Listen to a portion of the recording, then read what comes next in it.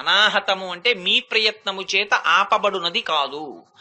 ఆ అనాహతము అంటే ఇక్కడే ఈ లబ్ డబ్ అనేటటువంటి శబ్దమే గంట. భగవానుడి యొక్క దర్శనం ప్రారంభమైందని గుర్తు ఏమిటంటే తలుపులు తెరిచి గంటలు మోగిస్తారు. మళ్ళీ ఏకాంత సేవ అయిపోతే పెద్ద పెద్ద దేవాలయాల్లో గంటలు స్తంభాలకేసి కట్టేస్తారు. ఇప్పటికీ ఉంది ఆచారం. తిరుమలలోను పద్మావతి దేవాలయంలో పెద్ద పెద్ద దేవాలయాల్లో ఏకాంత సేవ అయితే గంట మోగకూడదు, అందుని గంటలు స్తంభాలకేసి కట్టేస్తారు. ఇక్కడ కూడా lub dub lub dub lub dub అని గంట మోగుతూనే ఉంటుంది. దాన్ని మీరు ఆపలేరు. మీరు కొట్టుకో అంటే అదేం కొట్టుకోదు, అది ఆగిపోదాం అంటే అయిపోతుంది. ఇది ఎంతసేపు కొట్టుకుంటుందంటేట ఎదురుగుండా సింహాసనం మీద ఆయన కూర్చున్నంతసేపు, ఆయన ఎంతసేపు పర్మిషన్ ఇస్తారో అంతసేపు కొట్టుకుంటుంది. ఆయనకి తెలుసు ఎన్ని ఊపిర్లు తీయాలో, ఆయన లెక్క పెట్టుకుంటూ ఉంటారు. లెక్క పెట్టుకుని ఒక ఊపిరి దగ్గర ఏ లబ్ దగ్గర ఇంకా వీడిది అయిపోయిందని ఆయనకి తెలుసు. ఆ లబ్ వచ్చిన తర్వాత ఇంకా డబ్బకి పర్మిషన్ ఇవ్వరు. కండువా పైన వేసుకుని దిగెళ్ళిపోతారు. వెళ్ళిపోతే ఆ లబ్ దగ్గర ఆగిపోతుంది.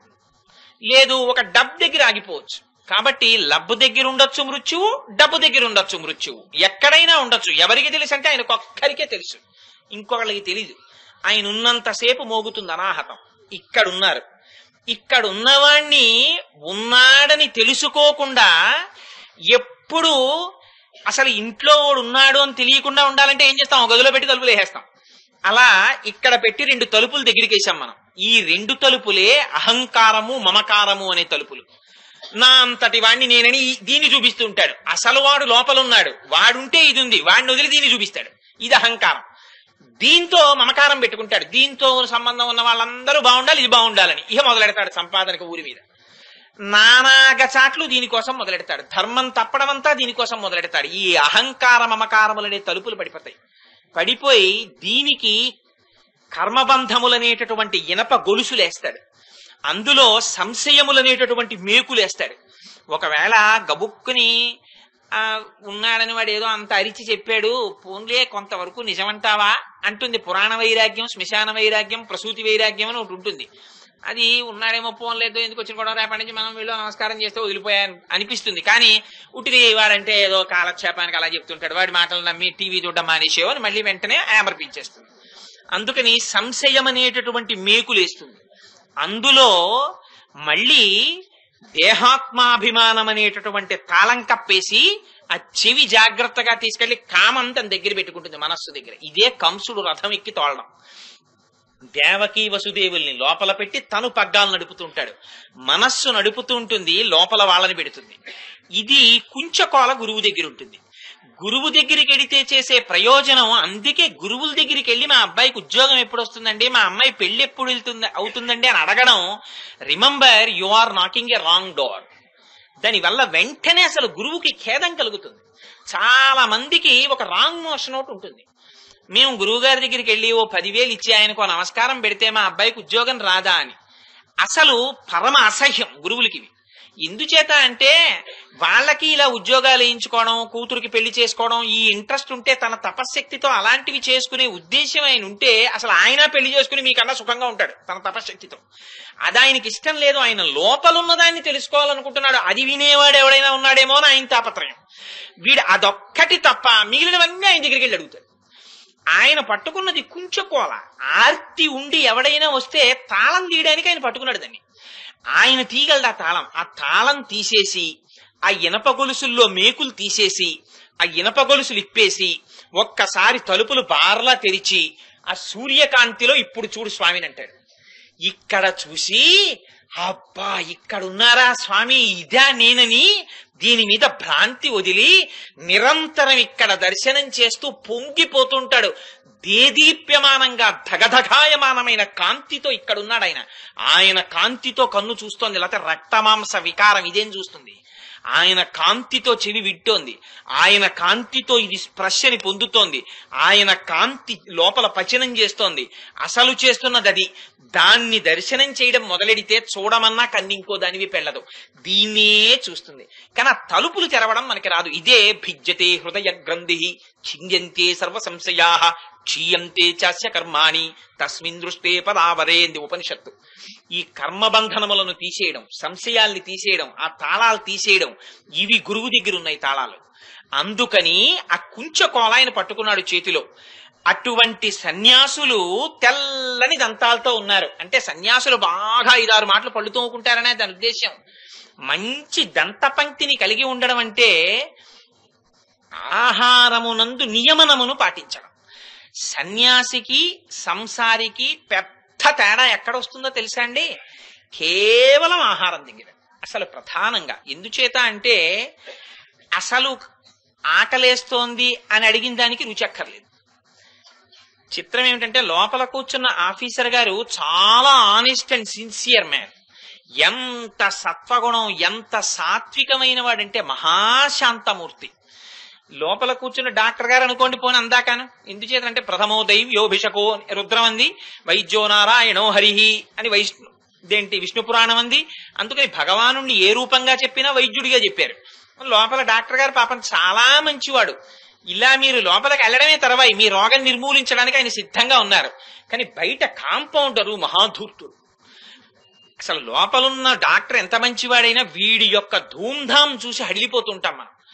అలా ఇది లోపల కూర్చున్న డాక్టర్ చాలా మంచిది. ఇది ఆకలేస్తే ఒరే ఆకలేస్తోందిరా, నువ్వు ఇందులో ఏదైనా వేస్తే నేను జీర్ణం చేసి దీనికి అందిస్తానరా అంటుంది.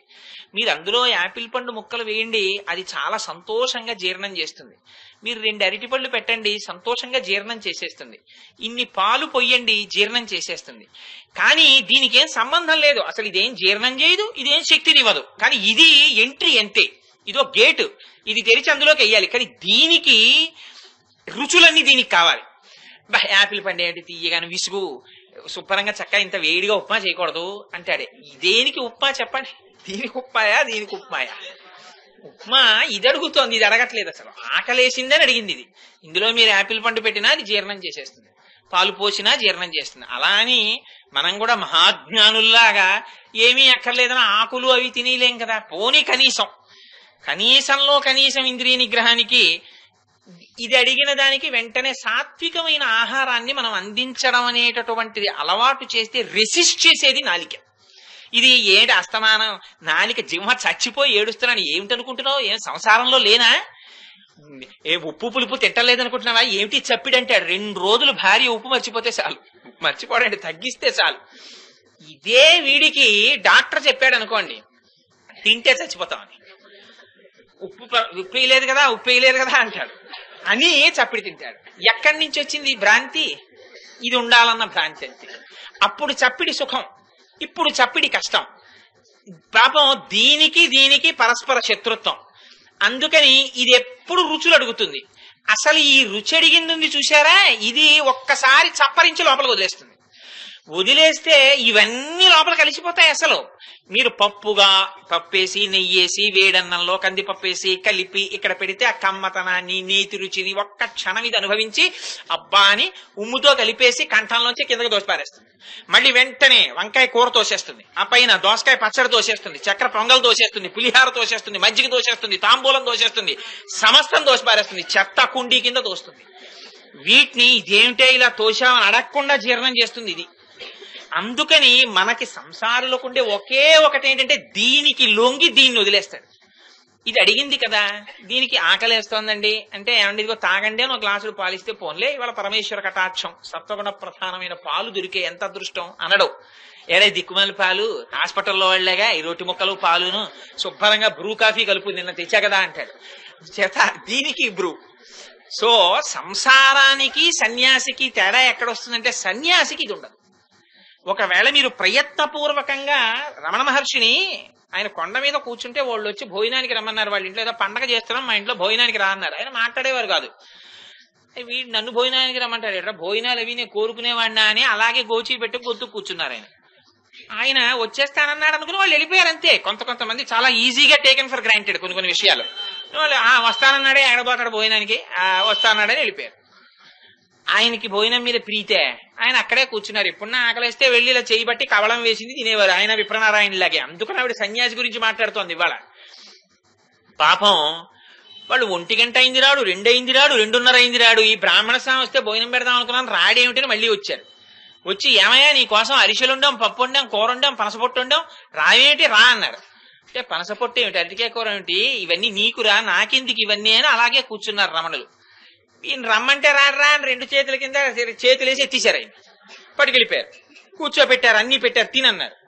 అంటే ఇదేమిటి ఇలా రుచులు ఇవన్నీ ఇలా తిండాలు ఇవి నాకు అలవాట్లేదు, ఇవన్నీ ఎందుకు అన్నట్టుగా ఆయన చూస్తున్నారు. తింటావా తినవా కర్రట్టుకున్నాడు. కొంతమందికి నిర్బంధ ప్రణయము అని శాస్త్రంలో ఉంటుంది. ప్రేమించడం అంటే మనసుతో ప్రేమించాలి. కర్రట్టుకు ప్రేమిస్తావా ప్రేమించవా అంటే అది ప్రేమాది. కర్రట్టుకు తింటావా తినవా అన్నాడు ఆ ధూర్తుడు. అంటే అన్ని కలిపి తినేశారు ఆయన పాపం. అందుకని ఒకవేళ అలాంటి పరిస్థితి వస్తే వాళ్ళు అన్ని కలిపేసి రుచి మీద మనస్సు లేకుండా తింటారు. ఇవాళ అలా తింటారు, రేపు పొద్దున పాలు దొరికితే తినేస్తారు, ఆ తర్వాత క్యాబేజీ దొరికినా తినేస్తారు, ఆ తర్వాత అరటికాయ తినేసినా దొరికేస్తారు. ఏది తినేసినా ఇది నిండిపోతే చాలంతే. ఆకలి కూడా ఒక వ్యాధి వాళ్ళకి.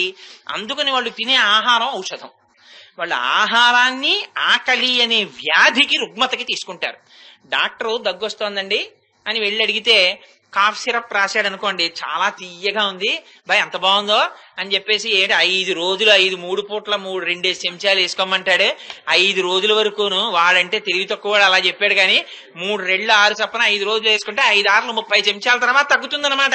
ఆ 30 ఇప్పుడు ఇచ్చేసుకుంటే 1/2 గంటలో తగ్గదని గుచ్చేసుకుంటే మొత్తం వచ్చి పడిపోతావు, మళ్ళీ డాక్టర్ దగ్గరికి తీసుకెళ్ళాలి.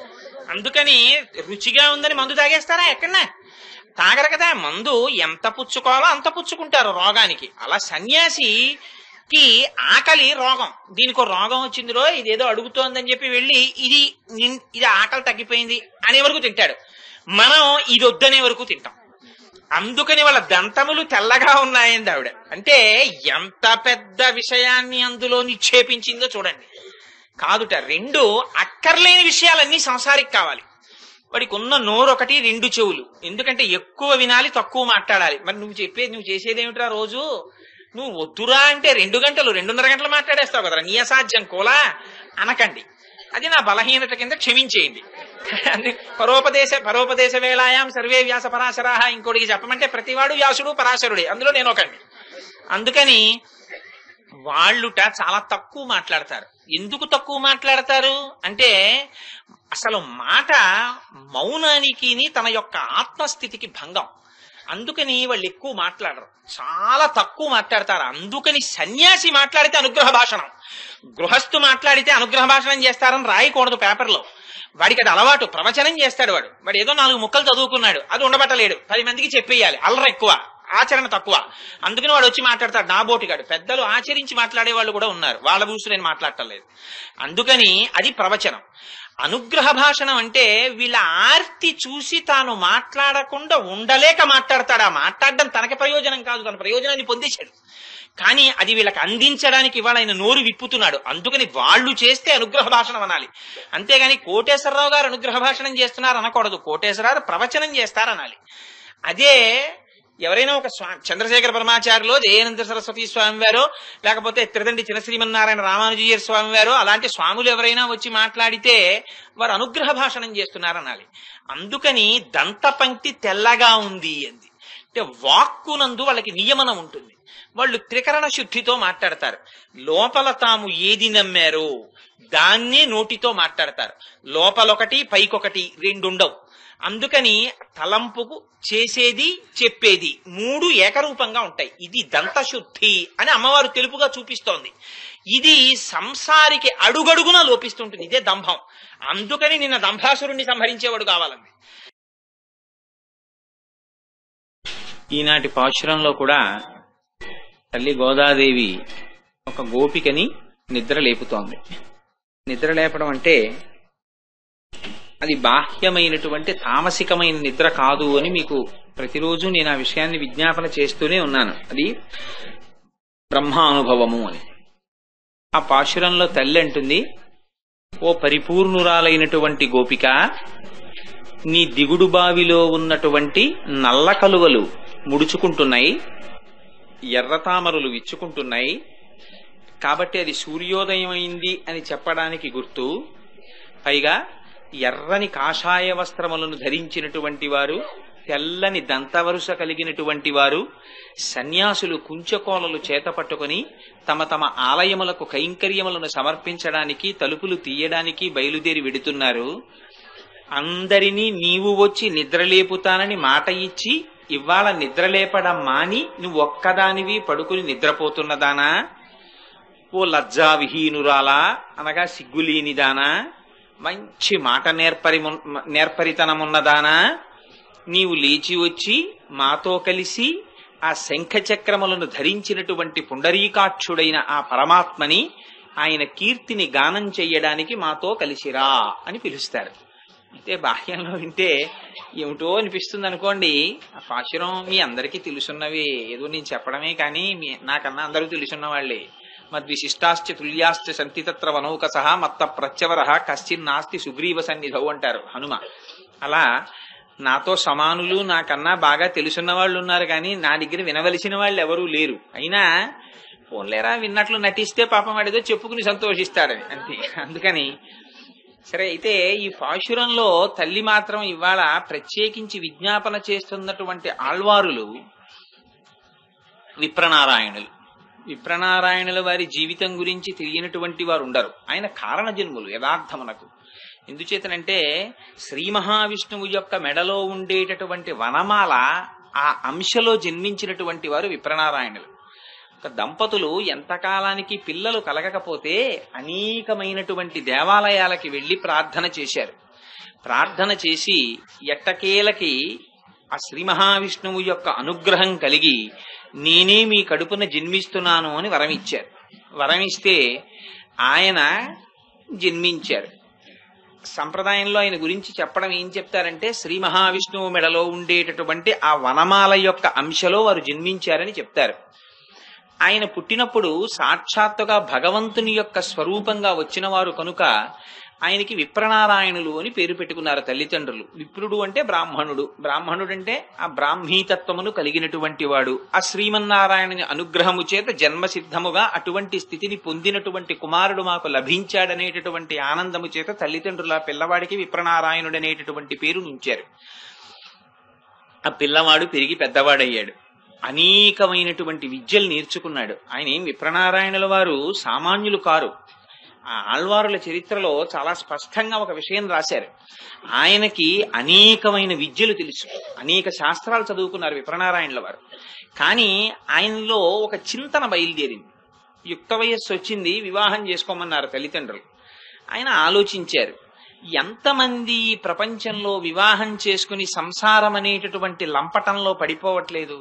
స్త్రీకి పురుషుడు, పురుషుడికి స్త్రీ, ఒకరి కష్టాన్ని ఒకరు భుజానికి ఎత్తుకోవడం. నిజానికి అసలు ఎవరి కష్టం వారు పడవలసిందే, కానీ బాహ్యమునందు ఒకరి కష్టాన్ని ఒకరు భుజానికి ఎత్తుకున్నట్టు కనపడడం, దానివల్ల తామరతంపరగా సంసారం పెరగడం, కనపడకుండా బోలెడంత మంది బరువు మొయ్యడం, ఆఖరికి సంసారం మొగ్గునుడవడం, పరమేశ్వరుణ్ణి మర్చిపోవడం. దీనికి అంతటికీ ప్రారంభం వివాహం కనుక అసలు నేను వివాహం చేసుకోవాలనుకున్నారు. మరి ఏమి చెయ్యాలని ఆలోచించారు. ఆలోచిస్తే ఆయనకి చిట్ట చివరికి అనిపించింది, భగవంతుడికి అన్నింటికన్నా అందున శ్రీ మహావిష్ణువు అలంకార ప్రియులు. ఆయనకి పుష్పార్చన, పుష్పములతోటి కైంకర్యము, బహుశः ఆయనకి ప్రీతి అప్రీతి ఉండవు కదా, భాగవతులకి అటువంటి సేవ చేయడం ఇష్టమై ఉండవచ్చు. అందుకని ఆయనకి రకరకాలైనటువంటి పుష్పాలతో, పరిమళ భరితమైనటువంటి పుష్ప మాలికలతో వారిని సేవించాలనుకున్నారు. అనుకుని ఒక గొప్ప పుష్పవాటికను ఒక దాన్ని నిర్మించారు. ఆ రంగనాథుడి ఆలయానికి దగ్గరలో నిర్మించి అనేక చెట్లు వేశారు.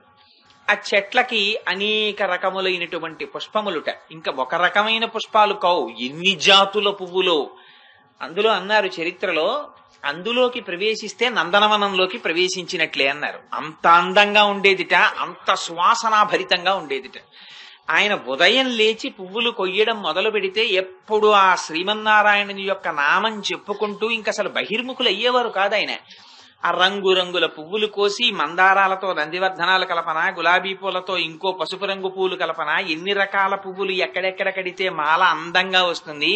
ఈ మాల పరమేశ్వరుడి మెడలో వేసుకున్నప్పుడు ఎంత పొడుగుంటే స్వామికి శ్రీదేవి భూదేవిలని అడ్డకుండా పక్క నుంచి వెడితే ఎంత అందంగా ఉంటుంది అని ఆలోచించుకుంటూ అన్ని మాలలు కట్టి ఆ మాలలన్నీ పట్టుకుని మధ్యాహ్నం వేళటికి ఆలయానికి వెళ్లి స్వామికి అలంకారమైన తరువాత ఆ పుష్పహారముల చేత అలంకృతుడైనటువంటి స్వామి యొక్క నగుమోముని మనస్సులో తలుచుకు పొంగిపోతూ బయటికొచ్చి ఏవో 4 ఇళ్ల ముందు నిలబడి అమ్మా భవతి భిక్షాందేహి అని అడిగేవారట. ఆయన చేతిలో పడినటువంటి కమలాన్ని ఇంత శాస్త్రం తెలుసున్నవారు అయ్యో నేను బ్రాహ్మణుడిగా జన్మించానని కూడా చూసుకోకుండా ఆ రహదారి మీదే నిలబడి లోపల శ్రీ మహావిష్ణువుని అనుభవించడం తప్ప వేరొకటి తెలియని వారు కనుక ఆ శ్రీమన్నారాయణునికి అక్కడే ఆ చేతితోనే పట్టుకుని దాన్ని నివేదన చేసి నోట్లో వేసుకునేవారట. మళ్ళీ ఆ నందనవనానికి వెళ్ళిపోయేవారు. నందనవనం అంటే ఆయన పెంచిన పూల తోట. అక్కడికి వెళ్లి మళ్ళీ ఆ చెట్లకన్నింటికి పువ్వులన్నీ జాగ్రత్తగా సంరక్షణ చేసుకోవడం. అందులో ఎంత గమ్మత్తైన మాట రాశారంటే విప్రనారాయణుల వారు ఓ మాట చెప్తుండేవారట. కలుపు మొక్క తోటలోకి వస్తే దాన్ని వెంటనే తీసేసి చెడ్డవాడి సావాసంతో మంచివాడు పాడైపోయినట్టు కలుపు మొక్క సావాసంతో మంచి మొక్క పోతుందనేవారట. అని కలుపు మొక్కలు ఏరేస్తుండేవారట. ఇంత కష్టపడి ఆ తోట పని అంతా చేస్తుండేవారు. పుష్పమాలలన్నీ పట్టుకెళ్ళి ఇచ్చేవారు. అక్కడే ఓ చిన్న పర్ణశాల ఉండేది. ఆ పర్ణశాలలో ఉండేవారు మహానుభావుడు. నేను ప్రత్యేకించి పాశురం వెనక ఆళ్వారుల యొక్క జీవితాన్ని కొంచెం ఎక్కువగా ఎందుకు వివరణ చేస్తున్నాను అంటే అసలు నిజంగా భగవానుడు పరవశించిపోయేది ఆ ఆళ్వారుల యొక్క చరిత్రవి. మనకి కూడా తొందరగా మనసులో లగ్నమయ్యేది ఆ ఆళ్వారుల యొక్క చరిత్ర. అది విని మనముద్ధరింపబడతాం. అది అందున భగవత్ సన్నిధానం ఇటువంటి పరమ పవిత్రమైన ధనుర్మాసం కనుక మనకి కూడా దానివల్ల ఒక పరిపూర్ణత ఏర్పడుతుంది అన్న ఉద్దేశ్యంతోనే ఆ పాశురము వెనక ఉన్న ఆళ్వారుల చరిత్రని కొంచెం ఒక 5 నిమిషాలు ఎక్కువ తీసుకుని చెప్తున్నాను. అది కారణం. సరే, అలా పుష్పవాటికని పెంచుతున్నటువంటి విప్రనారాయణులకు ఒకనాడు అకస్మాత్తుగా దేవదేవి అలివేణి అని ఇద్దరు. అలివేణి అంటే నల్ల తుమ్మెదల బారు వంటి జడలు కలిగినది, కేశపాశము కలిగినదని. వాళ్ళిద్దరు అక్క చెల్లెళ్ళు. వాళ్ళిద్దరు వేశ్యలు. వాళ్ళు రాజుగారి దగ్గర నాట్యాన్ని ప్రదర్శించి బహుమతులు పుచ్చుకుని వెళ్ళిపోతున్నారు. బాగా డసిపోయారు.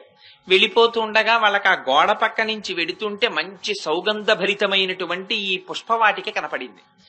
ఎంత బాగుందిరా, ఈ పూల తోటలోకి వెళ్ళి కాసేపు కూర్చుందాం అక్క అంది చెల్లి. సరే పదమన్నారు.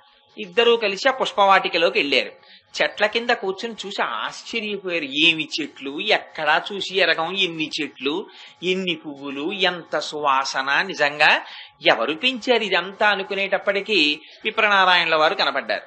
వీళ్ళిద్దరూ వెళ్లి ఆవిడికి కొంచెం అతిశయం ఎక్కువ, ఆ దేవదేవి అనబడేటటువంటి చెల్లెలికి.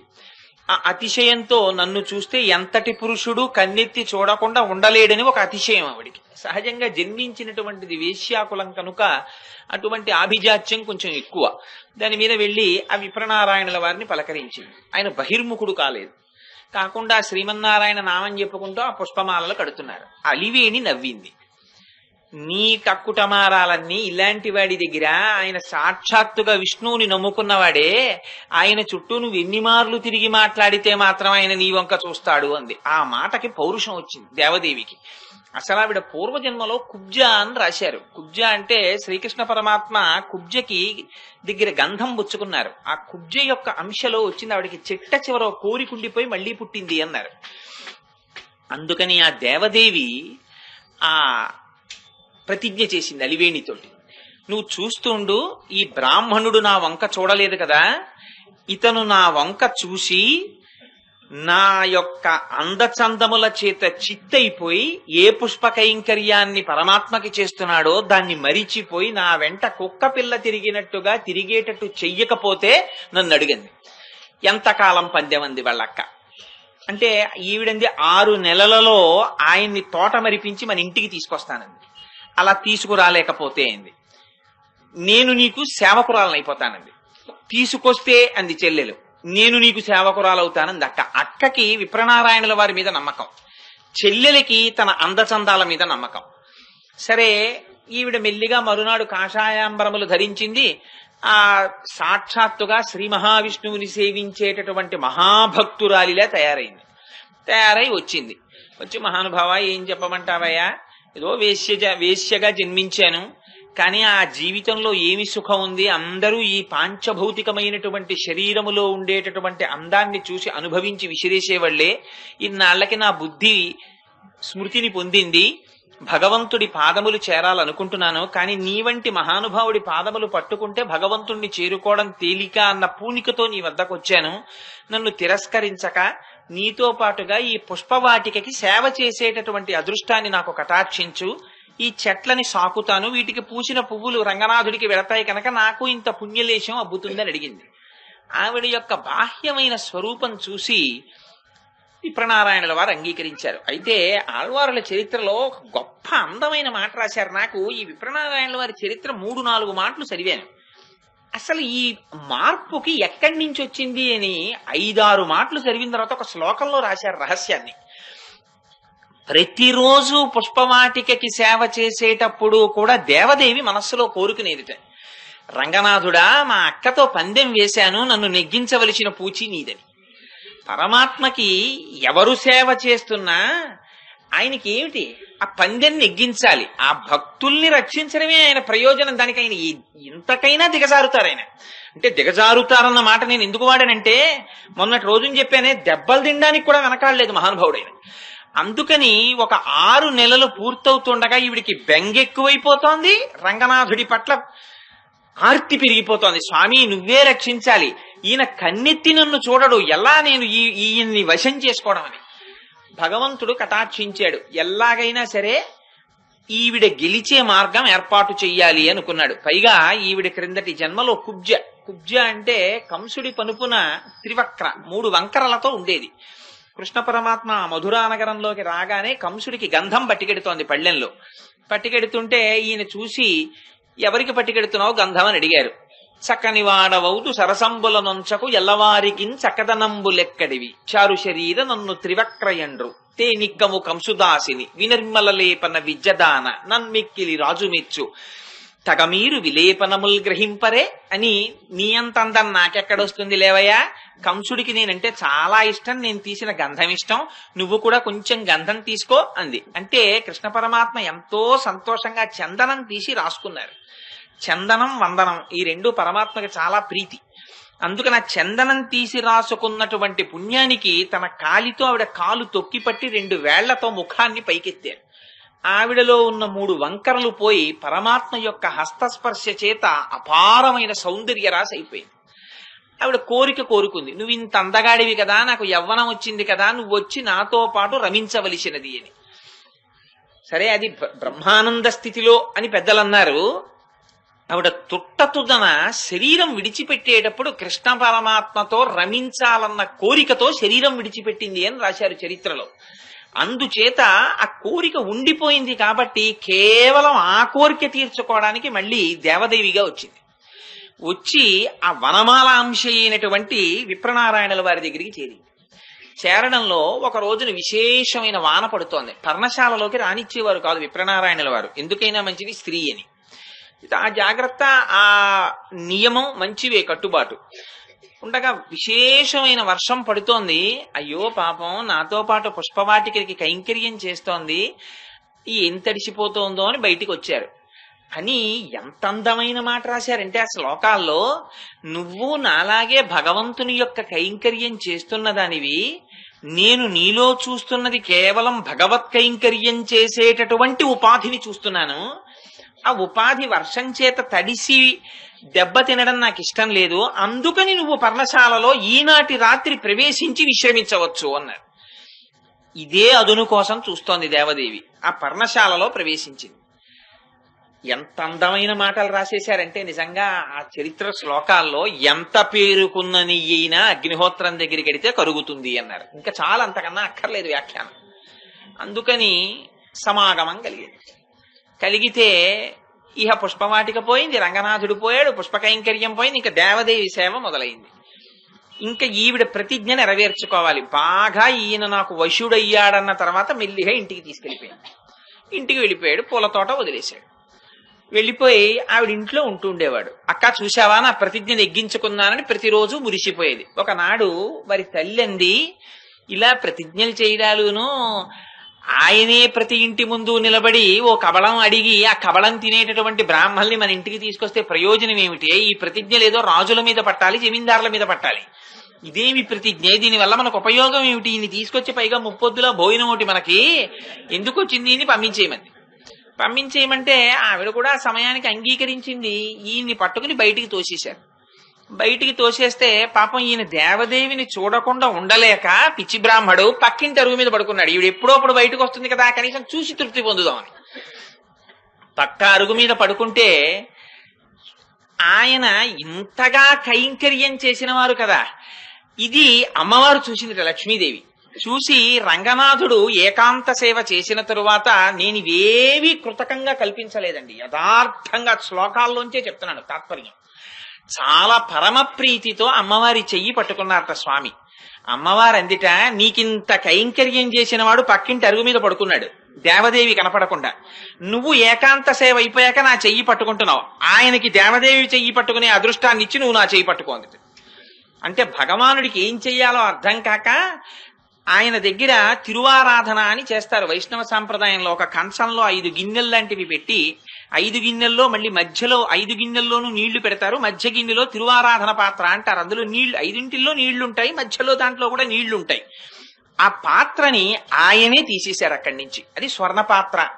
తీసేసి గబగబా దేవదేవి ఇంటికి వెళ్లి తలుపు కొట్టి, నేను స్వయంగా విప్రనారాయణుల వారి శిష్యుణ్ణి, మీరు ఆయన ఏమీ ఇవ్వలేదని ఇంటికి రానివ్వట్లేదుట, ఇదిగో కాంచన పాత్ర పంపించారు, ఇప్పుడు వచ్చి ఆయన్ని తీసుకెళ్ళండి అని ఆ పాత్ర ఇచ్చారు. వాళ్ళ అమ్మ ఆ పాత్ర తీసుకుని చాలా మురిసిపోయి ఆ పాత్ర ఇంట్లో పెట్టుకుని దేవదేవిని పిలిచి వెళ్లి తీసుకురమ్మంది. వాళ్ళు వచ్చి గబగబా పాపం ఈయన్ని తీసుకెళ్లారు. కానీ ఆ దేవదేవికి పూర్వ సంబంధం వల్ల మీ శిష్యుడు వచ్చి బంగారం పాత్ర ఇచ్చాడు, అందుకని నిన్ను రప్పిస్తున్నానంటే మనసు ఖేదపడుతుందేమోలే, వెరి బ్రాహ్మడికి చెప్పడం ఎందుకు ఆ మాట అని చెప్పేసి, ఈయనకి తెలియదా ఏమిటి మళ్ళీ చెప్పడం ఎందుకని ఆవిడ ఊరుకుంది. ఈయనకి అసలు ఈ విషయం తెలియదు, రంగనాథుడు బంగారు పాత్ర ఇచ్చినట్టు. ఈయన సంతోషంగా వెళ్ళిపోయాడు, మళ్ళీ కులాసాగా వాళ్ళ ఇంట్లో గడుపుతున్నాడు కాలం. గడుపుతుంటే తెల్లవారిపోయింది. అర్చకులు వచ్చి దేవాలయం తలుపులు తీశారు. ఎదురుగుండా 5 పాత్రలలో మధ్య పాత్ర లేదు. లేకపోతే భయపడి రాజుకు చెప్పారు. చెప్తే ఆ నోట భటులు వెళ్లారు, రాజుగారికి చెప్పారు. చెప్పేటప్పటికే స్వామివారి సన్నిధానంలో ఉండవలసినటువంటి 5 పాత్రలలో మధ్య పాత్ర ఎందువల్ల పోయింది, ఇది అర్చకులకి తప్ప వేరొకరికి తెలిసే అవకాశం లేదు. ప్రతిదానికి పాపం వాళ్ళొకళ్ళు దొరికిపోతారు అమాయకంగా దేవుడి దగ్గర తిరిగినందుకు. అందుకని మీకు తెలియకుండా ఉండదు, చెప్పండి అన్నారు. మళ్ళీ ఎవరిని పట్టుకుంటారు వీళ్ళు? మళ్ళీ ఆ స్వామి పాదాలు పట్టుకున్నారు. ఇదేమన్యాయం అయ్యా స్వామి, రాత్రి మేమే కదా నీకు ఏకాంత సేవ చేసి తలుపు లేచి వెళ్ళాం, అప్పుడు 5 ఉన్నాయి, పొద్దున్న లేచి వచ్చేటప్పటికి తాళాలు ఉన్నాయి, తాళాలు తీస్తే పాత్ర లేదు, కాబట్టి పాత్రలన్నీ ఉన్న తర్వాత మేము వెళ్ళిపోయాం, ఆ తర్వాత ఉన్నది నువ్వున్నావు, తర్వాత పాత్ర లేదు, ఇంకా తర్వాత మాట మేము అనం, కానీ దానికి మమ్మల్ని మాత్రం బాధ్యుణ్ణి చేయకుని పాదాలు నమ్ముకున్నందుకన్నారు.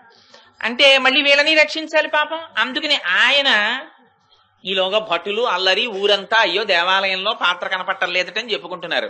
ఈ దేవదేవి ఇంట్లో పనిచేసే పని మనిషి ఒకత్త రహదారిలో వెళ్ళిపోతోంది. ఏదైనా పోయిందంటే ఇంకా చిలవలు పలవలైపోతుంది కదండి. ఇంట్లో 5,000 పోయిందని వాడు చెప్తే 4 సందులు దాటేటప్పటికి అది 5 లక్షలు అయిపోతుంది. అబ్బోయ్ ఎలాంటి ఆఫీసులో పనిచేస్తున్నాడండి ఎందుకుండదు అని ఇంకా అసలు ఆయన క్యారెక్టర్కే అససినేషన్ వచ్చేస్తుంది. అందుకని అలా చిలవలు పలవలు అయిపోయి ఆ గిన్నె ఇంత గిన్నె అంటే అంత గిన్నె అంటే అంత గిన్నె అంటే చెప్పుకుంటుంటే ఈ పని మనిషి వెళ్ళిపోతున్నది ఉన్నది ఊరుకోకుండా ఎంత గిన్నె మా అమ్మగారింట్లో ఉన్న బంగారం గిన్నె అంత ఉంటుందా అంది. అంటే మీ అమ్మగారింట్లో ఇది రాజభటులు వింటున్నారు, మీ అమ్మగారింట్లో బంగారం గిన్నె ఎక్కడదన్నారు. ఈలోగా రంగనాథుడు రాజుగారికి కల్లోకి వచ్చాడు. వచ్చి అసలు ఆ విప్రనారాయణకి శిష్యులు లేరు, నేనే పట్టుకెళ్ళి ఇచ్చానన్నాడు. అంటే రాజుగారు ఆశ్చర్యపోయి, ఇదేమిటయా నిన్ను నమ్ముకున్న బ్రాహ్మణ్ణి వేశ్య దగ్గరికి చేర్చడానికి నువ్వు మళ్ళీ ఆయనకి శిష్యుడి వేషం వేసుకుని గుళ్ళో పాత్ర పట్టుకెళ్ళి వేశ్యకి ఇచ్చావా అన్నాడు. ఆయన అన్నాడు, నీకు అనవసరం, నా పాత్రని పట్టుకెళ్ళాను, ఇన్ని ప్రశ్నలు వేయడానికి నీకున్న అధికారం ఏమిటన్నాడు. అంటే ఆ రాజుగారు నిజమే బాబు, నాకెందుకు వచ్చింది, గుళ్ళో పాత్ర అయింది, గుళ్ళో పాత్ర ఏమిటి, నా పోస్ట్ అయింది, ఇంకొంచెం ఏమైనా మాట్లాడితే తెల్లారేపటికి రాజ్యభ్రష్టత్వం వస్తుంది అని అలాగే మహాప్రభు విడుదల చేసేస్తామన్నారు. ఆ పాత్ర తీసుకుని వాళ్ళని విడిచిపెట్టన్నారు. ఈ మాట రాజుగారు నిండు కొలువులో ప్రకటించి, విప్రనారాయణ ఆ పాత్ర తెచ్చినటువంటి వాళ్ళు నీకు శిష్యులు లేరట, రాత్రి రంగనాథుడు చెప్పాడు, ఆయనే పట్టుకొచ్చారట పాత్ర, నిన్ను విడుదల చేస్తున్నామన్నారు. అప్పుడు ఆయన బుద్ధి మారింది. అరేరే, నా కోసమని దేవాలయంలో పాత్ర తెచ్చి నాకు ఒక వేశ్యా సంగమాన్ని కల్పించడానికి దిగొచ్చాడా మా స్వామి? అంతటి దయాశాలి పాదములు విడిచిపెట్టి ఆయన పుష్పకైంకర్యం విడిచిపెట్టి తొట్టతొడకు ఒక వేశ్య లంపటంలో చిక్కుకున్నానా అని బెంగ పెట్టుకుని, ఇంక నేను స్వామి ఇంతకాలం నీ సేవకుండని గొప్పగా పిలుచుకునేవాణ్ణి, ఇంక నేను అలా పిలుచుకోని ఇవాళ నుంచి నేను నీ భక్తుల యొక్క పాద రేణు అని పేరు పెట్టుకుంటానని భక్తాంఘ్రి రేణు పరకాల యతీంద్ర మిశ్రాన్ అని అందుకొచ్చింది. ఆయన భక్తాంఘ్రి రేణువు అని పెట్టుకున్నారు. ఆ భగవంతుణ్ణి నమ్ముకున్న భాగవతుల పాదములకు అంటుకున్న రజోధూళిని నేనని పెట్టుకున్నారు అని ఆ దేవదేవిలో కూడా విశేషమైనటువంటి మార్పు వచ్చింది. ఇద్దరు ఆ భగవంతుడి కైంకర్యం చేసుకున్నారు. తుట్టతుటన ఆ స్వామిలో లీనమైపోయారు. ఆ పరమేశ్వరుడి లీలలు అంత చిత్రాతి చిత్రంగా ఉంటాయి. గత జన్మలలో మనం చేసుకున్నటువంటి సంస్కారములు ఎటువంటి స్థితికి తీసుకెడతాయో చూడండి. ఆ విప్రనారాయణుల వారు ఆళ్వారులలో ఒకరు. ఆ ఆళ్వారులని ఇవాళ విప్రనారాయణుల్ని అమ్మవారు స్తోత్రం చేస్తోంది ఈ పాశురంలో. అందుచేత పెరటిలో పూలతోట, దిగుడు బావి, అందులో తామర పువ్వులు, నల్ల కలువలు, ఈ మాటలన్నీ ప్రస్తావన చేస్తోంది. ఎందుకని విప్రనారాయణుల వారు పెంచినటువంటి పూలతోటని పుష్పకైంకర్యాన్ని మనసులో పెట్టుకుని మాట్లాడుతోంది ఈ మాటలు. సరే, అందులో అంటుంది, ఓ పూర్ణురాలా, అదిగో తెల్లవారిపోతోంది. తెల్లవారిపోతోందనడానికి గుర్తు నీకు తెలియడం లేదా? నీ పెరటి తోటలోని దిగుడు బావిలో ఉన్నటువంటి నల్ల కలువలు ముకిలించుకుంటున్నాయి, ఎర్ర తామరలు విచ్చుకుంటున్నాయి.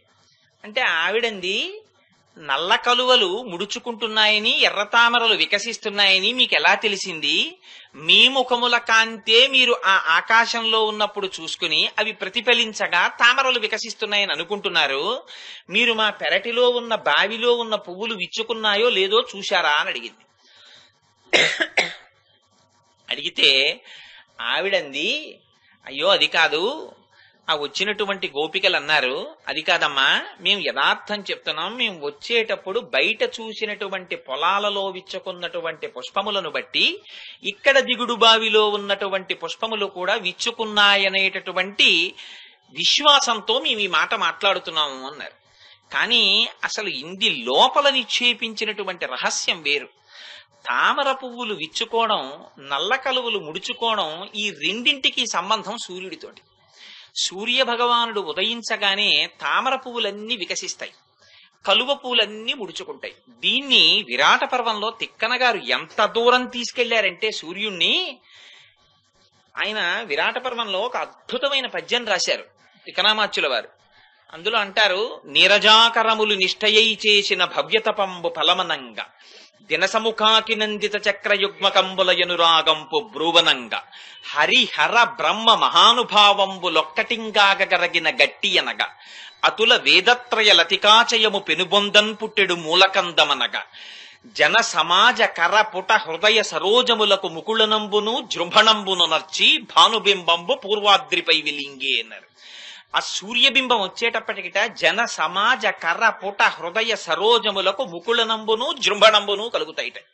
అంటే లోపల ఉండేటటువంటి హృదయ పద్మములు వికసిస్తాయిట. అమ్మయ్య తెల్లవారిందని అందరూ జాగృతిలోకి వస్తారు. ఈ కరపుటములున్నాయే, ఈ చేతుల యొక్క చివరి భాగములు ఇవి కలుసుకుంటాయిట, అంటే ముకుళించుకుంటాయిట, ఇలా వచ్చి కలుసుకుంటాయిట. అంటే అందరూ సూర్యుడికి నమస్కారం చేస్తారు. దీన్ని ఎంత అందంగా చెప్పారంటే, చేతులనే కలువలు ముడుచుకుంటున్నాయి, లోపల హృదయములనేటటువంటి సరోజములు, ఆ హృదయములనేటటువంటి పద్మములు విచ్చుకుంటున్నాయి. అలా సూర్యుడు చేసినట్టు ఇక్కడ కూడా తామర పద్మములు వికసిస్తున్నాయిట, ఆ లోపల నల్ల కలువలు ముడుచుకుంటున్నాయిట. ఈ మాట చెప్పడంలో చాలా గంభీరమైనటువంటి విషయాన్ని ప్రస్తావన చేస్తోంది ఆవిడ. కేవలం పుష్పవాటికని పెంచి పూలతో పరమేశ్వరుని యొక్క కైంకర్యం అనేటటువంటి భాగ్యాన్ని చేపట్టి బాహ్య ప్రపంచమును మరచినటువంటి ఆ విప్రనారాయణులలా ఇక్కడ ఈ గోపిక కూడా ఇంద్రియములనేటటువంటి నల్ల కలువలు ముడుచుకుంటున్నాయి. అంటే ఇంద్రియములు తాము చెయ్యవలసినటువంటి పనులు చెయ్యడం మానేసాయి. లేవా ఇంద్రియాలు? ఇంద్రియాలున్నాయి, కానీ ఆవిడ చూడడానికి జాగృతిలో ఉన్నట్టే ఉంటుంది, కానీ ఇంద్రియములు పనిచెయ్యవు. ఎందుచేత? కారణం పద్మములు వికసించాయి. పద్మములు వికసించడం అంటే మనకి ఈ కింద ఉండేటటువంటి గుదస్థానము దగ్గర నుంచి శిరస్సులోని సహస్రారము వరకు షట్చక్రములుంటాయి. అవే మూలాధారము, స్వాధిష్టానము, అనాహతము, మణిపూరము, అనాహతము, విశుద్ధి, ఆజ్ఞ, సహస్రారము అని.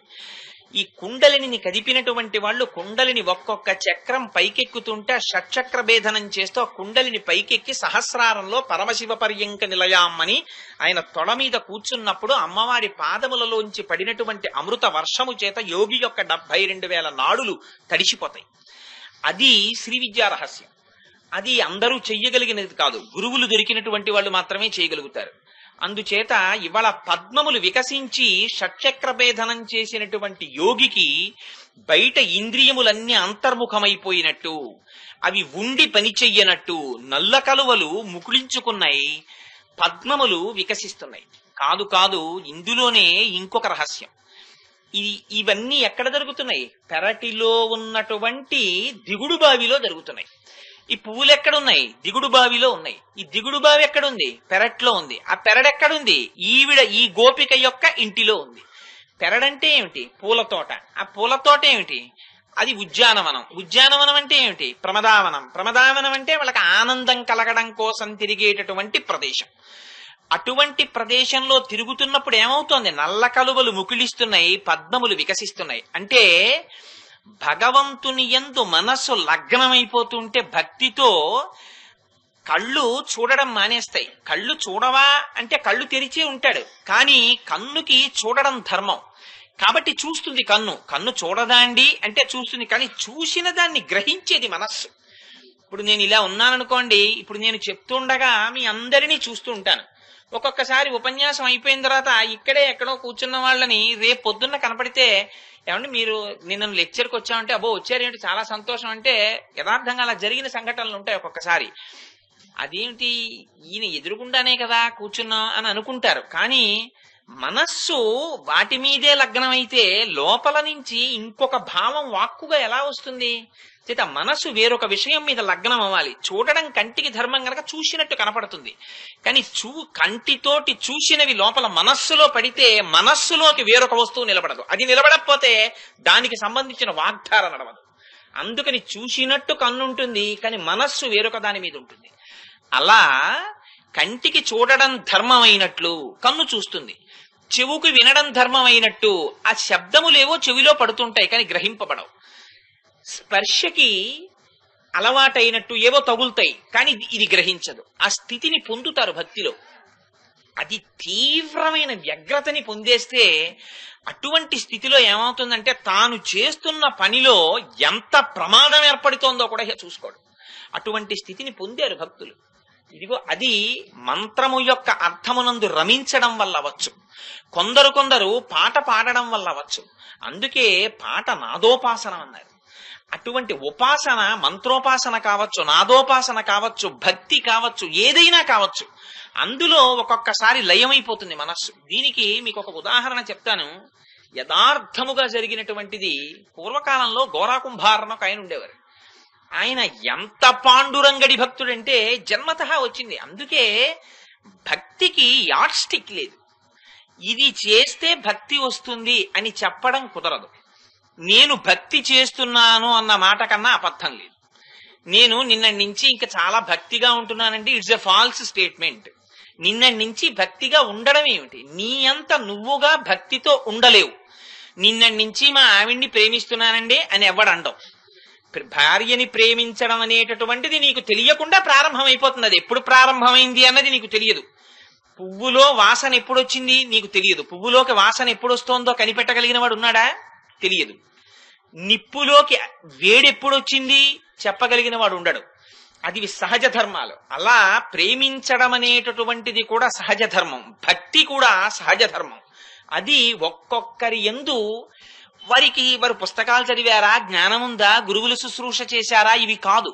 ఒక్కొక్కరికి ఆ పరమేశ్వరుడితో అటువంటి అనుబంధం పెట్టేసుకుంటారు. ఆ అనుబంధం పెట్టుకోవడంలో మనకి చూడడానికి చాలా తక్కువ వారిలా కనిపిస్తారు, ఏమీ చదువుకోని వారిలా కనపడతాను. కానీ వారి నిజంగా అంతరమునందు పరిశోధన చేసి నిలబడితే వారి భక్తి ముందు భక్తుడులా కనపడినటువంటి వాడు ఎక్కడో ఉంటాడు అడుక్కెళ్ళి, ఈయన పేరు పైన ఉంటుంది. చాలా ఆశ్చర్యంగా ఉంటాయి అవి. గోరాకుంభార్ కేవలం కుండలు చేసుకునేవాడు. ఆయన ఆ కుండలు చేసుకునేవాడు, కానీ పాండురంగడి మీద విశేషమైన భక్తి. ఎంత భక్తి అంటే ఆ మట్టి తొక్కుతూ ఉండేవాడు, నీళ్లు పోస్తుండేవాడు. ఆ కుండ చేస్తుండేవాడు, అగ్ని మీద కాల్చేవాడు. ఏది చేస్తున్నా తన వృత్తిలో ఆహా నా మనస్సు ఇలాగే గట్టిగా మట్టిలా ఉంటుందనేవాడు. నీళ్లు పోస్తే భక్తి తగిలితే ఇలా ఆర్ద్రం అవుతుందనేవాడు. పరమాత్మ ఇలాగే ఉపాదాన కారణమై ఈ మట్టితో నామరూపాత్మకమైనటువంటి జగత్తు ఒక్క మట్టితో ఏర్పడినట్టే బ్రహ్మముతో ఏర్పడుతోందనేవాడు. అగ్నిహోత్రంతో కాల్చిన తర్వాత గట్టి పడ్డట్టు జ్ఞానమనే అగ్ని తగిలితే లోపల బాగా నిలబడుతుందనుకునేవాడు. ఇలా రకరకాల భావనలు చేస్తూ ఆ కుండలు తయారు చేసేవాడు, కుండలు అమ్ముకునేవాడు. ఇంత చిత్రంగా భక్తితో ఏది చేస్తున్నా భక్తే. ఇలాంటి వాడి కొడుకు విఠు అని ఉండేవాడు, ఏడాది పిల్లాడు. అతనికి మొదటి ఏడాది పుట్టినరోజు చేస్తున్నారు. భార్య పక్కనున్న ఏటికి నీళ్లు తేవడానికి ఎడుతూ, ఏమండి పిల్లాడిని ఇదిగో ఇక్కడ కొత్త బట్టలు వేసి వదిలేను, కొంచెం పిల్లాడిని జాగ్రత్తగా చూస్తూ ఉండని ఏటి దగ్గరికి నీళ్లు తేవడానికి వెళ్ళింది. ఆ మాట అసలు ఈయనకి వినపడలేదు. ఎందుకంటే ఈయన అప్పటికి మట్టి తొక్కుకుంటున్నారు. మట్టి తొక్కుకుంటూ పాండురంగడి సంకీర్తన చేసుకుంటున్నాడు ఆయన. అందుకని వినపడలేదు. మీకు ఇందాక చెప్పాను ఒక్కొక్కసారి వినపడదని. ఆ సంకీర్తన చెయ్యడంలో ఆ మట్టి తొక్కుతున్నాడు. అపారమైనటువంటి ఆనందాన్ని లోపల అనుభవించేస్తూ ఆ పాండురంగడి దర్శనం కళ్ళతో చేస్తున్నాడు. అందుకని పైన కనపడుతున్నది కనపట్టలేదు. ఆ ఆనందంతో నృత్యం చేసేస్తున్నాడు, మట్టి తొక్కేస్తున్నాడు. కాళ్ళ కింద ఏమి తొక్కేస్తున్నాడో తెలియట్లేదు. ఈ పరిస్థితుల్లో పిల్లవాడు అమ్మ వెళ్ళిపోయింది బింది పట్టుకుని. నాన్న అంత తాండవం చేసేస్తుంటే వాడికి ఏం ఆనందం కలిగిందో వాడు గబగబా వచ్చాడు ఆ మట్టి దగ్గరికి. చిన్న పిల్లాడు, నాన్నగారు ఎత్తుకోండి ఎత్తుకోండి అని అడిగాడు. అడిగితే గోరాకుంభారు వినే స్థితిలో లేడు. ఆయన మట్టి తొక్కుతూ తాండవం చేస్తున్నాడు. ఆ పిల్లవాడు తండ్రి కాళ్ళు పట్టుకుందామని లేచి నిలబడి కాళ్ళు పట్టుకోబోయి మట్టిలో పడ్డాడు. పడితే ఈ పిల్లవాడు పడిపోవడం చూసుకోక పాండురంగడి కీర్తనలో లయమైపోయినటువంటి మనస్సుతో ఉన్న గోర ఆ పిల్లాన్ని తొక్కేశాడు. తొక్కేస్తే ఆ మట్టిలోకి వెళ్ళిపోయాడు పిల్లాడు. వెళ్ళిపోయి ఊపిరి కోసం వాడరుస్తున్నాడు. వాడు అరుపులు ఈయన చెవిలో పట్టలేదు. తొక్కేశాడు తొక్కేశాడు తొక్కేశాడు, పిల్లవాడు చచ్చిపోయాడు. ఇంకా తొక్కేస్తున్నాడు. వాడి ఎముకలు బయటికి పొడుచుకొచ్చి రక్తం కలిసిపోయి మట్టి ఎరుపెక్కిపోయింది. భార్య నీళ్ళట్టుకొచ్చింది. పిల్లాడి కోసం వెతికింది. ఏమంటే పిల్లాడి ఏడి అని అడుగుదామని అక్కడికి వచ్చింది. మట్టి అంతా రక్తంతో ఉంది. ఏమిటిదని చెప్పి చూసింది. పిల్లవాడి శవం తేలుతోంది. ఒక కాళ్ళు తొక్కితే తల, తల తొక్కితే కాళ్ళు. గభాలన ఆయన్ని ఆపి మీద పడి, ఎంత పని చేశావయా, నీ పిల్లాడిని నువ్వు చంపేశావు అని ఆ వ్యగ్రతలో ఆవిడ విశేషంగా ఏడుస్తోంది. ఏడుస్తుంటే పాపం ఈయన వేదాంతం చెప్తున్నాడు. పిల్లాడిని ఇచ్చినవాడు పట్టుకెళ్ళిపోయాడు, నేను కావాలని చంపేస్తానా, నేను తండ్రిని కానా, నేను పాండురంగడి కీర్తన చేస్తున్నాను, నాకు అసలు కాళ్ళ కిందకు వచ్చిన విషయం తెలియదు. ఎంత అమాయకత్వం చూడండి. ఆ మనస్సు లయమైపోవడం అంటే ఎలా ఉంటుందో. ఇవి ఆ సమయంలో భార్య తలకెక్కుతాయా? అందుకని ఆవిడ చుట్టుపక్కల వాళ్ళు కూడా ఏం భక్తి అయ్యా నీ భక్తి, పిల్లాడు వచ్చి కాళ్ళ దగ్గరికి వస్తే పిల్లాడిని చూసుకోకుండా కీర్తనలు ఏమిటయ్యా, ఎందుకు వచ్చిన భక్తి అయ్యా అంటున్నారు. కానీ అది అనుభవించిన వాడికి తెలుసు ఆ బాధ ఏమిటో. ఆయన కావాలని చెయ్యలేదు, పాపం నిందపడిపోయాడు. భార్య పాండురంగడిని కొంచెం నిరసించపోయింది. ఏమి పాండురంగడి నామం, ఆ నామం పట్టుకుని ఇలా తయారయ్యావు నువ్వు చిట్ట చివరికని. ఆ మాట అనేటప్పటికే కోపం వచ్చింది. మీదబడి కొట్టబోయాడు. ఎంత మాట అన్నావు నా స్వామిని. చూడండి, అప్పుడు కూడా ఇంకా స్వామి భక్తే. కొట్టపోతే ఆవిడంది అంత ఉగ్రంగా మీదబడి కొట్టబోతున్నాడని, నన్ను ముట్టుకుంటే పాండురంగడి మీద ఆనంది ఆగిపోయాడు. ఇంకా తరువాత ఎప్పుడు భార్యని ముట్టుకోలేదు. కొడుకు పోతే పోయాడు, పోని ఇంకో కొడుకు పుడతాడేమో అంటే భర్త ముట్టుకోడు. ఎలాగా ఇంకా సంసారం నడిచేది? కొడుకు పుడితే బాగుండని ఈవిడ వెళ్లి తండ్రి గారికి చెప్పి తన చెల్లెల్నిచ్చి పెళ్లి చేసింది. వద్దు వద్దు అంటున్నా పెళ్లి చేసింది. ఆ పిచ్చి తండ్రి ఆఖరణ ఆ రెండో కూతుర్ని మళ్ళీ కాపరానికి పంపిస్తూ, నాయన గోరా నువ్వు చాలా మంచివాడివి, పెద్దమ్మాయిని ఎలా చూసుకున్నావో దీన్ని అలాగే చూసుకో అన్నాడు. ఆయన మళ్ళీ పాండురంగడి గురించి ఆలోచిస్తూ, అలాగే మామగారు అని చేతిలో చెయ్యేశాక ఏమన్నారన్నాడు. పెద్దమ్మాయిని ఎలా చూసుకున్నావో అలాగే చూసుకోమన్నాను, నువ్వు చేతిలో చెయ్యేశావు అన్నాడు.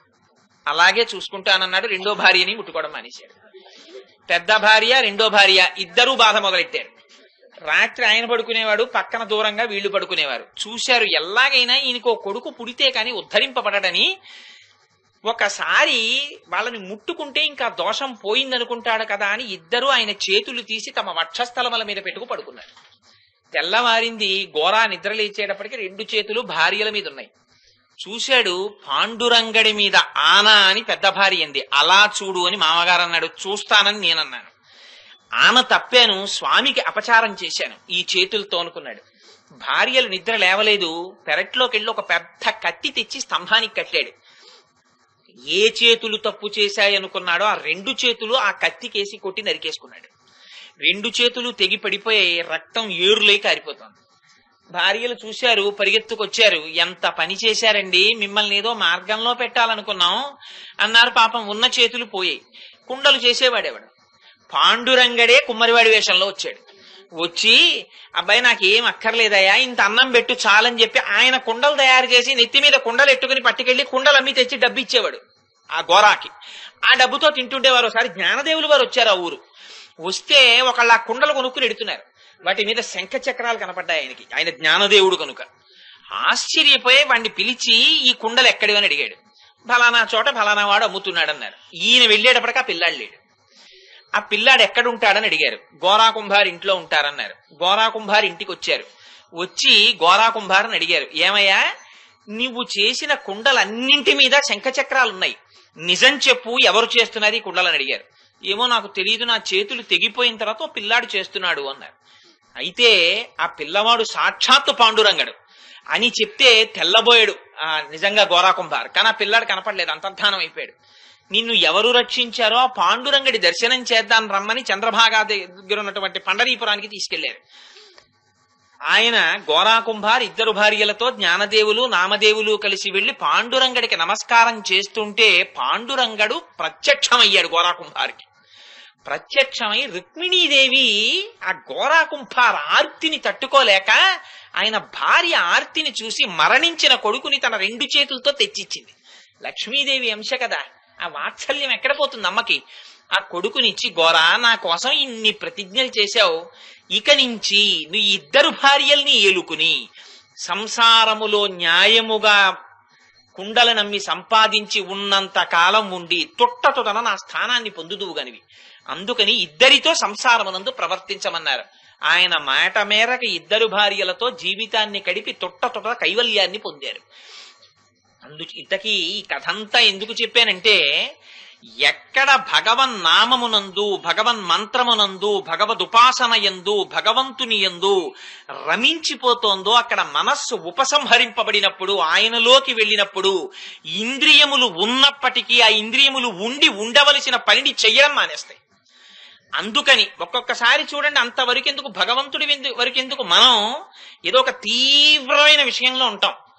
భార్య అంటుంది, ఏమంటే మీరు మర్చిపోకండి ఇవాళ అలా వెళ్ళినప్పుడు ఎల్ఐసి కట్టేయండి అంటుంది. ఓ అంటాడు, అయిపోతుంది. అయిపోయిన తర్వాత పర్సులో డబ్బులు పెట్టానంటుంది. ఆఫీస్ పర్సులో పెట్టేసుకుంటాడు, వెళ్ళిపోతాడు, ఇంటికి వచ్చేస్తాడు. ఏమంటే ఎల్ఐసి కట్టేశారా అంటుంది. ఎల్ఐసి ఏమిటి, నీ పర్సులో పెట్టాను కదా డబ్బులు, అసలు నేను కాఫీ తాగను కదా ఆఫీసులో, అందుకని పర్సే తీయలేదు. మరి పొద్దున్న చెప్పాను కదా, అన్నారు కదా, నువ్వు ఎప్పుడు చెప్పావంటాడు ఈయన. పాపం చెప్పిన మాట నిజం, ఈయన అన్న మాట నిజం, కానీ చెప్పినది చెవు విన్నట్టు అనిపించింది, నోరు అంది, ఏదో అలవాటు కొద్దీ. కానీ అసలు నిజానమునకు ఈ చెవి వినడం వింది, మనస్సు గ్రహించలా. మనస్సు వేరొక పని మీద ఉండిపోయింది. అలా మనస్సు భగవంతుల్లో లగ్నమైపోతే ఇంద్రియములు పనిచేయడం మానేస్తాయి, వెనక్కెడతాయి, భగవంతుల్లోకి చేరిపోతాయి. ఆ స్థితి అపురూపమైనటువంటి స్థితి. ఇదిగో ఆ స్థితిని ఇవాళ అమ్మవారు చెప్తోంది. విప్రనారాయణులు ఏ స్థితిని అనుభవించారో అటువంటి స్థితితో ఆ గోపికని కీర్తిస్తోంది. అందుచేత నల్ల కలువలు ముకిలించాయి, పద్మములు వికసించాయి. అంటే నువ్వు అటువంటి స్థితిలో ఉన్నటువంటి గోపికవి, నువ్వు లేచిరా. అదిగో నువ్వు లేచి రావడానికి, సూర్యోదయం అవడానికి అవుతోందనడానికి ఈ గుర్తు చెప్పాం. ఒకవేళ ఈ గుర్తు చాలలేదనుకుంటే ఇంకొక రెండు గుర్తులు చెప్తున్నాం. ఏమిటవి? సన్యాసులు ఎర్రని కాషాయ వస్త్రములను ధరించి తెల్లని దంతపంక్తితో కుంచకోల చేత్తో పట్టుకుని వెడుతున్నారు.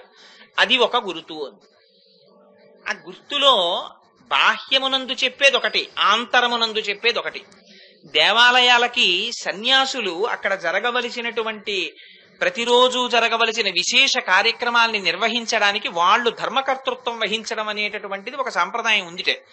తిరుమలలో ఇప్పటికీ జియంగారులు వస్తుంటారు. శుక్రవారం నాడు పూరాభిషేకం జరిగే ముందు అప్పుడప్పుడు మాడ వీధుల్లోనూ మనకు కనపడతారు. ఎప్పుడైనా తిరుమల వెడితే దర్శనం ఇస్తారు. ఆ త్రిదండం చేత్తో పట్టుకుని తెల్లటి పతాకం పట్టుకుని వెనక శిష్యులు వస్తుంటారు, ఆ మాడ వీధుల్లో తిరుగుతుంటారు. ఆ జియంగారులు వాళ్ళు ఆధ్వర్యం వహిస్తారు పూరాభిషేకానికి కూడా. ఎందుచేత అంటే సన్యాసి అయితే మరింత జాగ్రత్తగా దేవాలయంలో జరగవలసిన క్రతువుని జరిపిస్తాడు అని పెద్దలు బహుశా నిర్ణయించి ఉండి ఉండవచ్చు. కొన్ని కొన్ని పెద్ద పెద్ద దేవాలయ తిరుమల, శ్రీరంగం వంటి చోట్ల ఈ సంప్రదాయం ఉందిటే.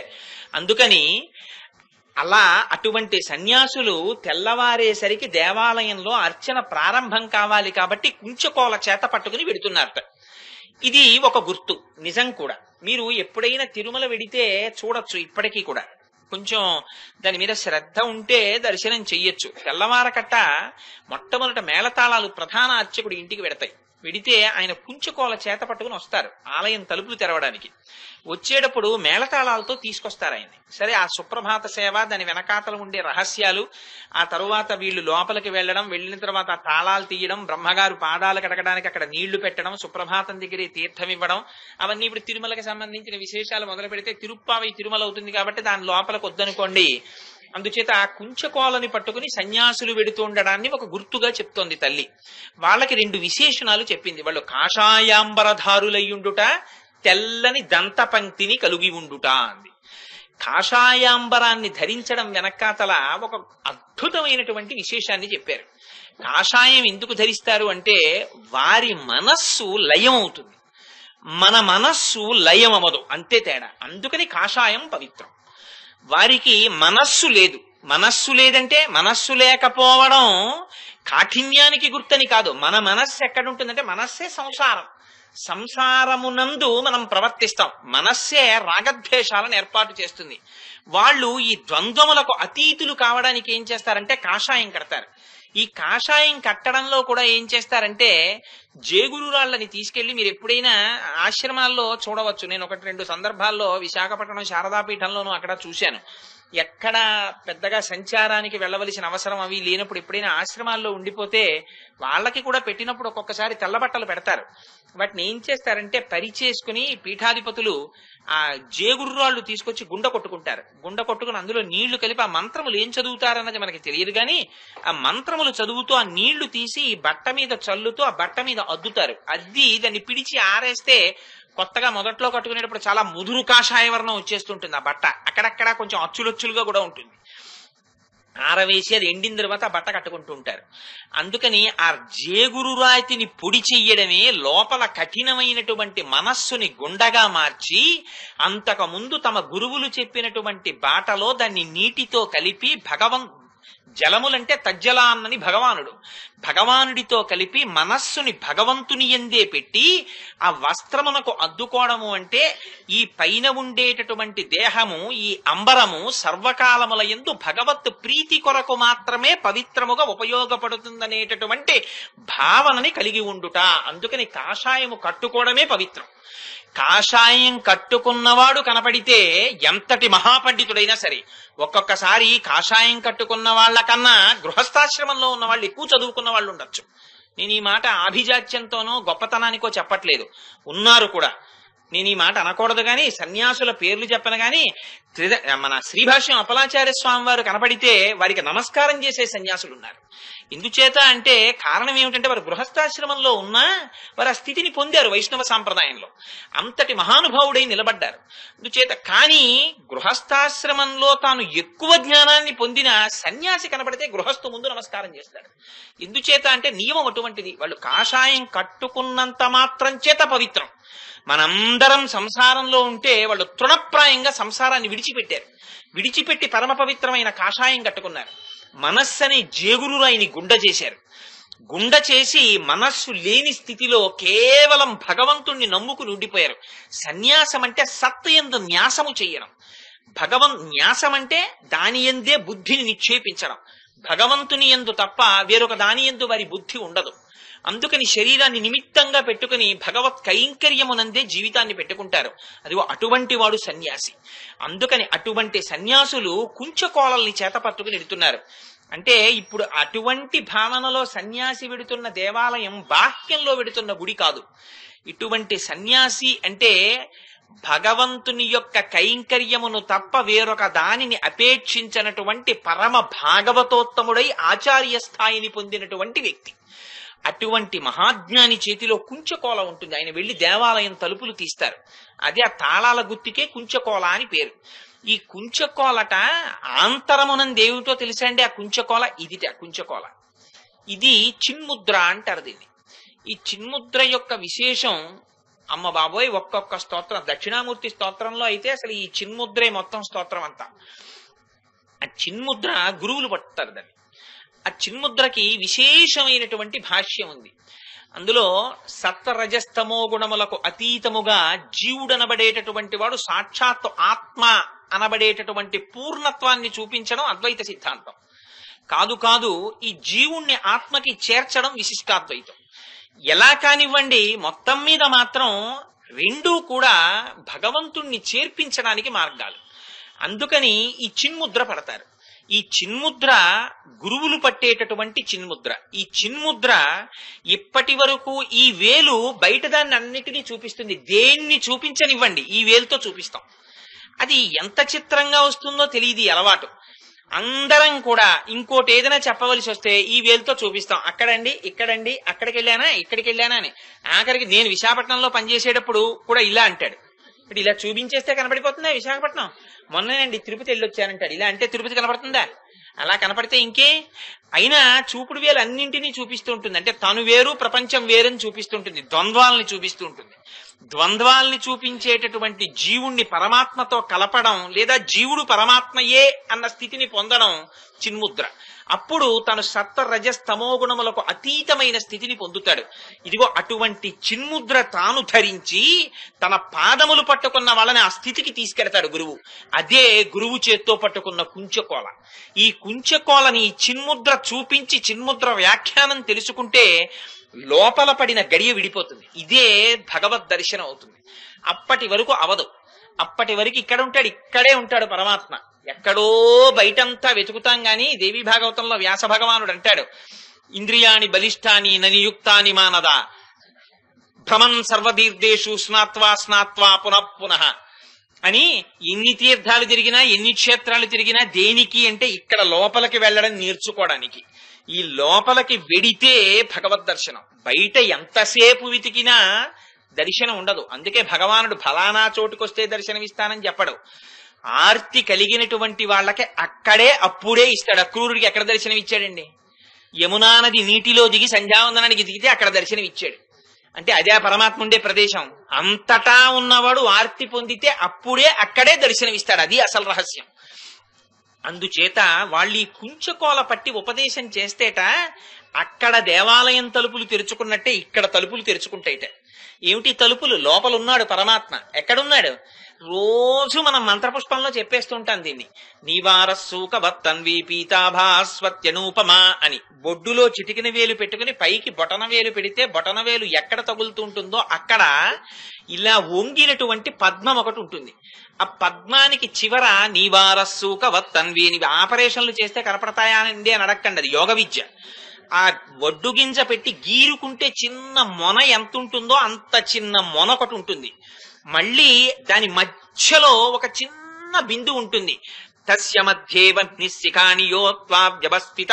అక్కడుంటారు పరమాత్మ. ఆయనే ఈ శరీరంలో ఉష్ణోగ్రతని ఉంచడం. అదే దీని లోపలికి వెళ్ళిన దాన్ని పచనం చేయడం. తినకపోతే తిను అని ఆకలిగా చెప్పడం. తాగితే జీర్ణం చేయడం. అక్కర్లేని నీళ్ళని బయటికి తొయ్యడం. ఒకవేళ నీళ్లు పొయ్యకపోతే పొయ్యని దాహంగా చెప్పడం. మౌనంగా తన లోపల నుంచి మాట్లాడుతుంది. చిన్న బిందువు.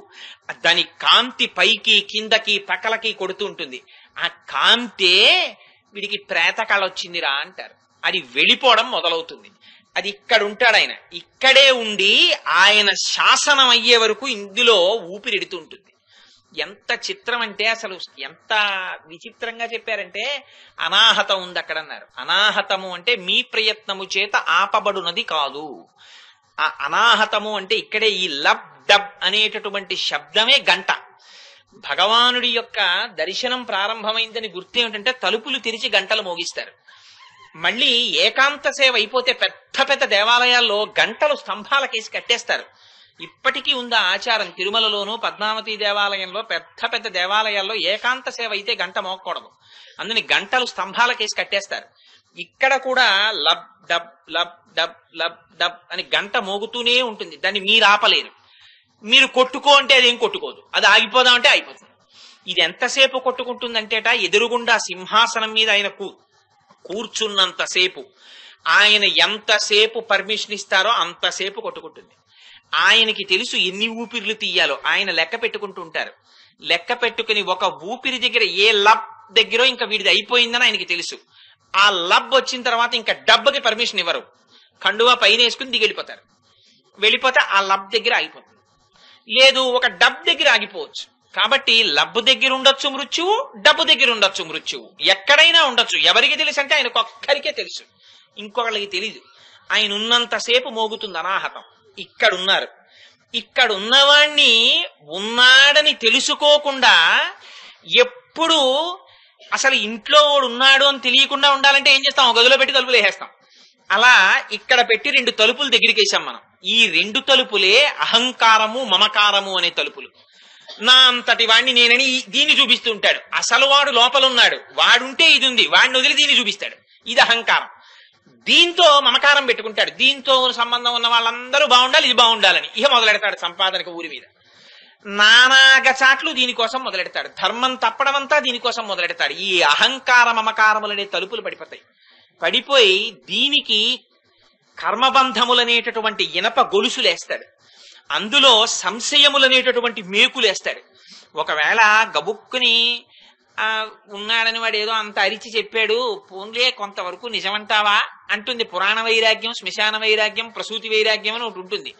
అది ఉన్నాడేమో పోన్లేదో ఎందుకు వచ్చిన కూడా రేపటి నుంచి మనం వీళ్ళు నమస్కారం చేస్తే వదిలిపోయాను అనిపిస్తుంది. కానీ ఉట్టిది వాడంటే ఏదో కాలక్షేపానికి అలా చెప్తుంటాడు, వాడి మాటలు నమ్మి టీవీ చూడడం మానేసేవో అని మళ్ళీ వెంటనే ఆమర్పించేస్తుంది.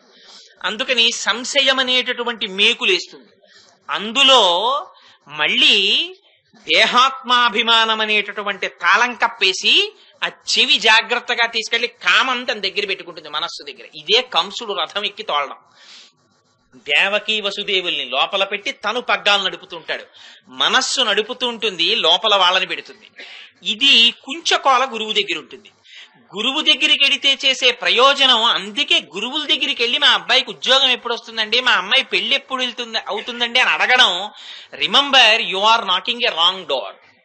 దానివల్ల వెంటనే అసలు గురువుకి ఖేదం కలుగుతుంది. చాలా మందికి ఒక రాంగ్ మోషన్ ఒకటి ఉంటుంది. మేము గురువు గారి దగ్గరికి వెళ్ళి ఓ 10,000 ఇచ్చి ఆయనకు నమస్కారం పెడితే మా అబ్బాయికి ఉద్యోగం రాదా అని. అసలు పరమ అసహ్యం గురువులకి ఇవి. ఎందుచేత అంటే వాళ్ళకి ఇలా ఉద్యోగాలు వేయించుకోవడం, కూతురికి పెళ్లి చేసుకోవడం ఈ ఇంట్రెస్ట్ ఉంటే, తన తపశ్శక్తితో అలాంటివి చేసుకునే ఉద్దేశం ఆయన ఉంటే అసలు ఆయన పెళ్లి చేసుకుని మీకన్నా సుఖంగా ఉంటాడు తన తపశ్శక్తితో. అది ఆయనకి ఇష్టం లేదు. ఆయన లోపలున్నదాన్ని తెలుసుకోవాలనుకుంటున్నాడు. అది వినేవాడు ఎవడైనా ఉన్నాడేమో అని ఆయన తాపత్రయం. వీడు అదొక్కటి తప్ప మిగిలినవన్నీ ఆయన దగ్గరికి వెళ్ళి అడుగుతాడు. ఆయన పట్టుకున్నది కుంచకోల. ఆర్తి ఉండి ఎవడైనా వస్తే తాళం తీయడానికి ఆయన పట్టుకున్నాడు దాన్ని.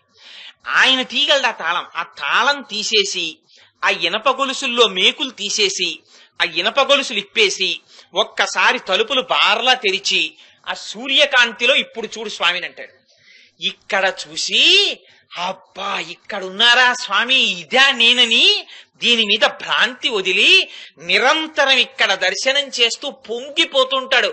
దేదీప్యమానంగా ధగధగాయమానమైన కాంతితో ఇక్కడున్నాడు ఆయన. ఆయన కాంతితో కన్ను చూస్తోంది, లేకపోతే రక్తమాంస వికారం ఇదేం చూస్తుంది.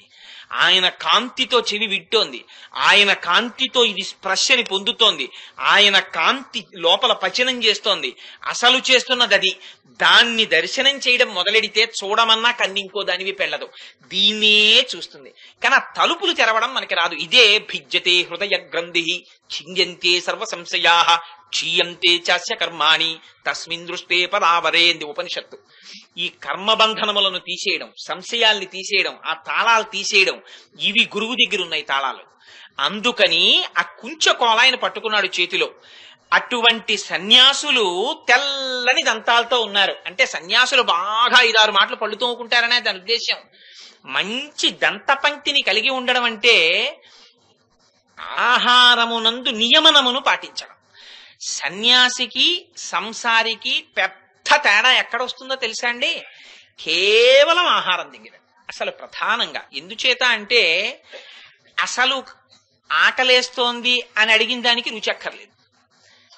చిత్రం ఏమిటంటే లోపల కూర్చున్న ఆఫీసర్ గారు చాలా ఆనెస్ట్ అండ్ సిన్సియర్ మ్యాన్. ఎంత సత్వగుణం, ఎంత సాత్వికమైన వాడంటే మహాశాంతమూర్తి. లోపల కూర్చున్న డాక్టర్ గారు అనుకోండి పోని అందాకాను. ఎందుచేతంటే ప్రథమో దైవ్యోభిషకో రుద్రం అంది, వైద్యో నారాయణో హరిహి అని విష్ణు పురాణం అంది. అందుకని భగవాను ఏ రూపంగా చెప్పినా వైద్యుడిగా చెప్పారు. లోపల డాక్టర్ గారు పాపం చాలా మంచివాడు. ఇలా మీరు లోపలికి వెళ్ళడమే తర్వాయి మీ రోగం నిర్మూలించడానికి ఆయన సిద్ధంగా ఉన్నారు. కానీ బయట కాంపౌండరు మహాధూర్తుడు. అసలు లోపలున్న డాక్టర్ ఎంత మంచివాడైనా వీడి యొక్క ధూమ్ధాం చూసి హడిలిపోతుంటాం మనం. అలా ఇది లోపల కూర్చున్న డాక్టర్ చాలా మంచిది. ఇది ఆకలేస్తే ఒరే ఆకలేస్తోందిరా, నువ్వు ఇందులో ఏదైనా వేస్తే నేను జీర్ణం చేసి దీనికి అందిస్తానరా అంటుంది. మీరు అందులో యాపిల్ పండు ముక్కలు వేయండి, అది చాలా సంతోషంగా జీర్ణం చేస్తుంది.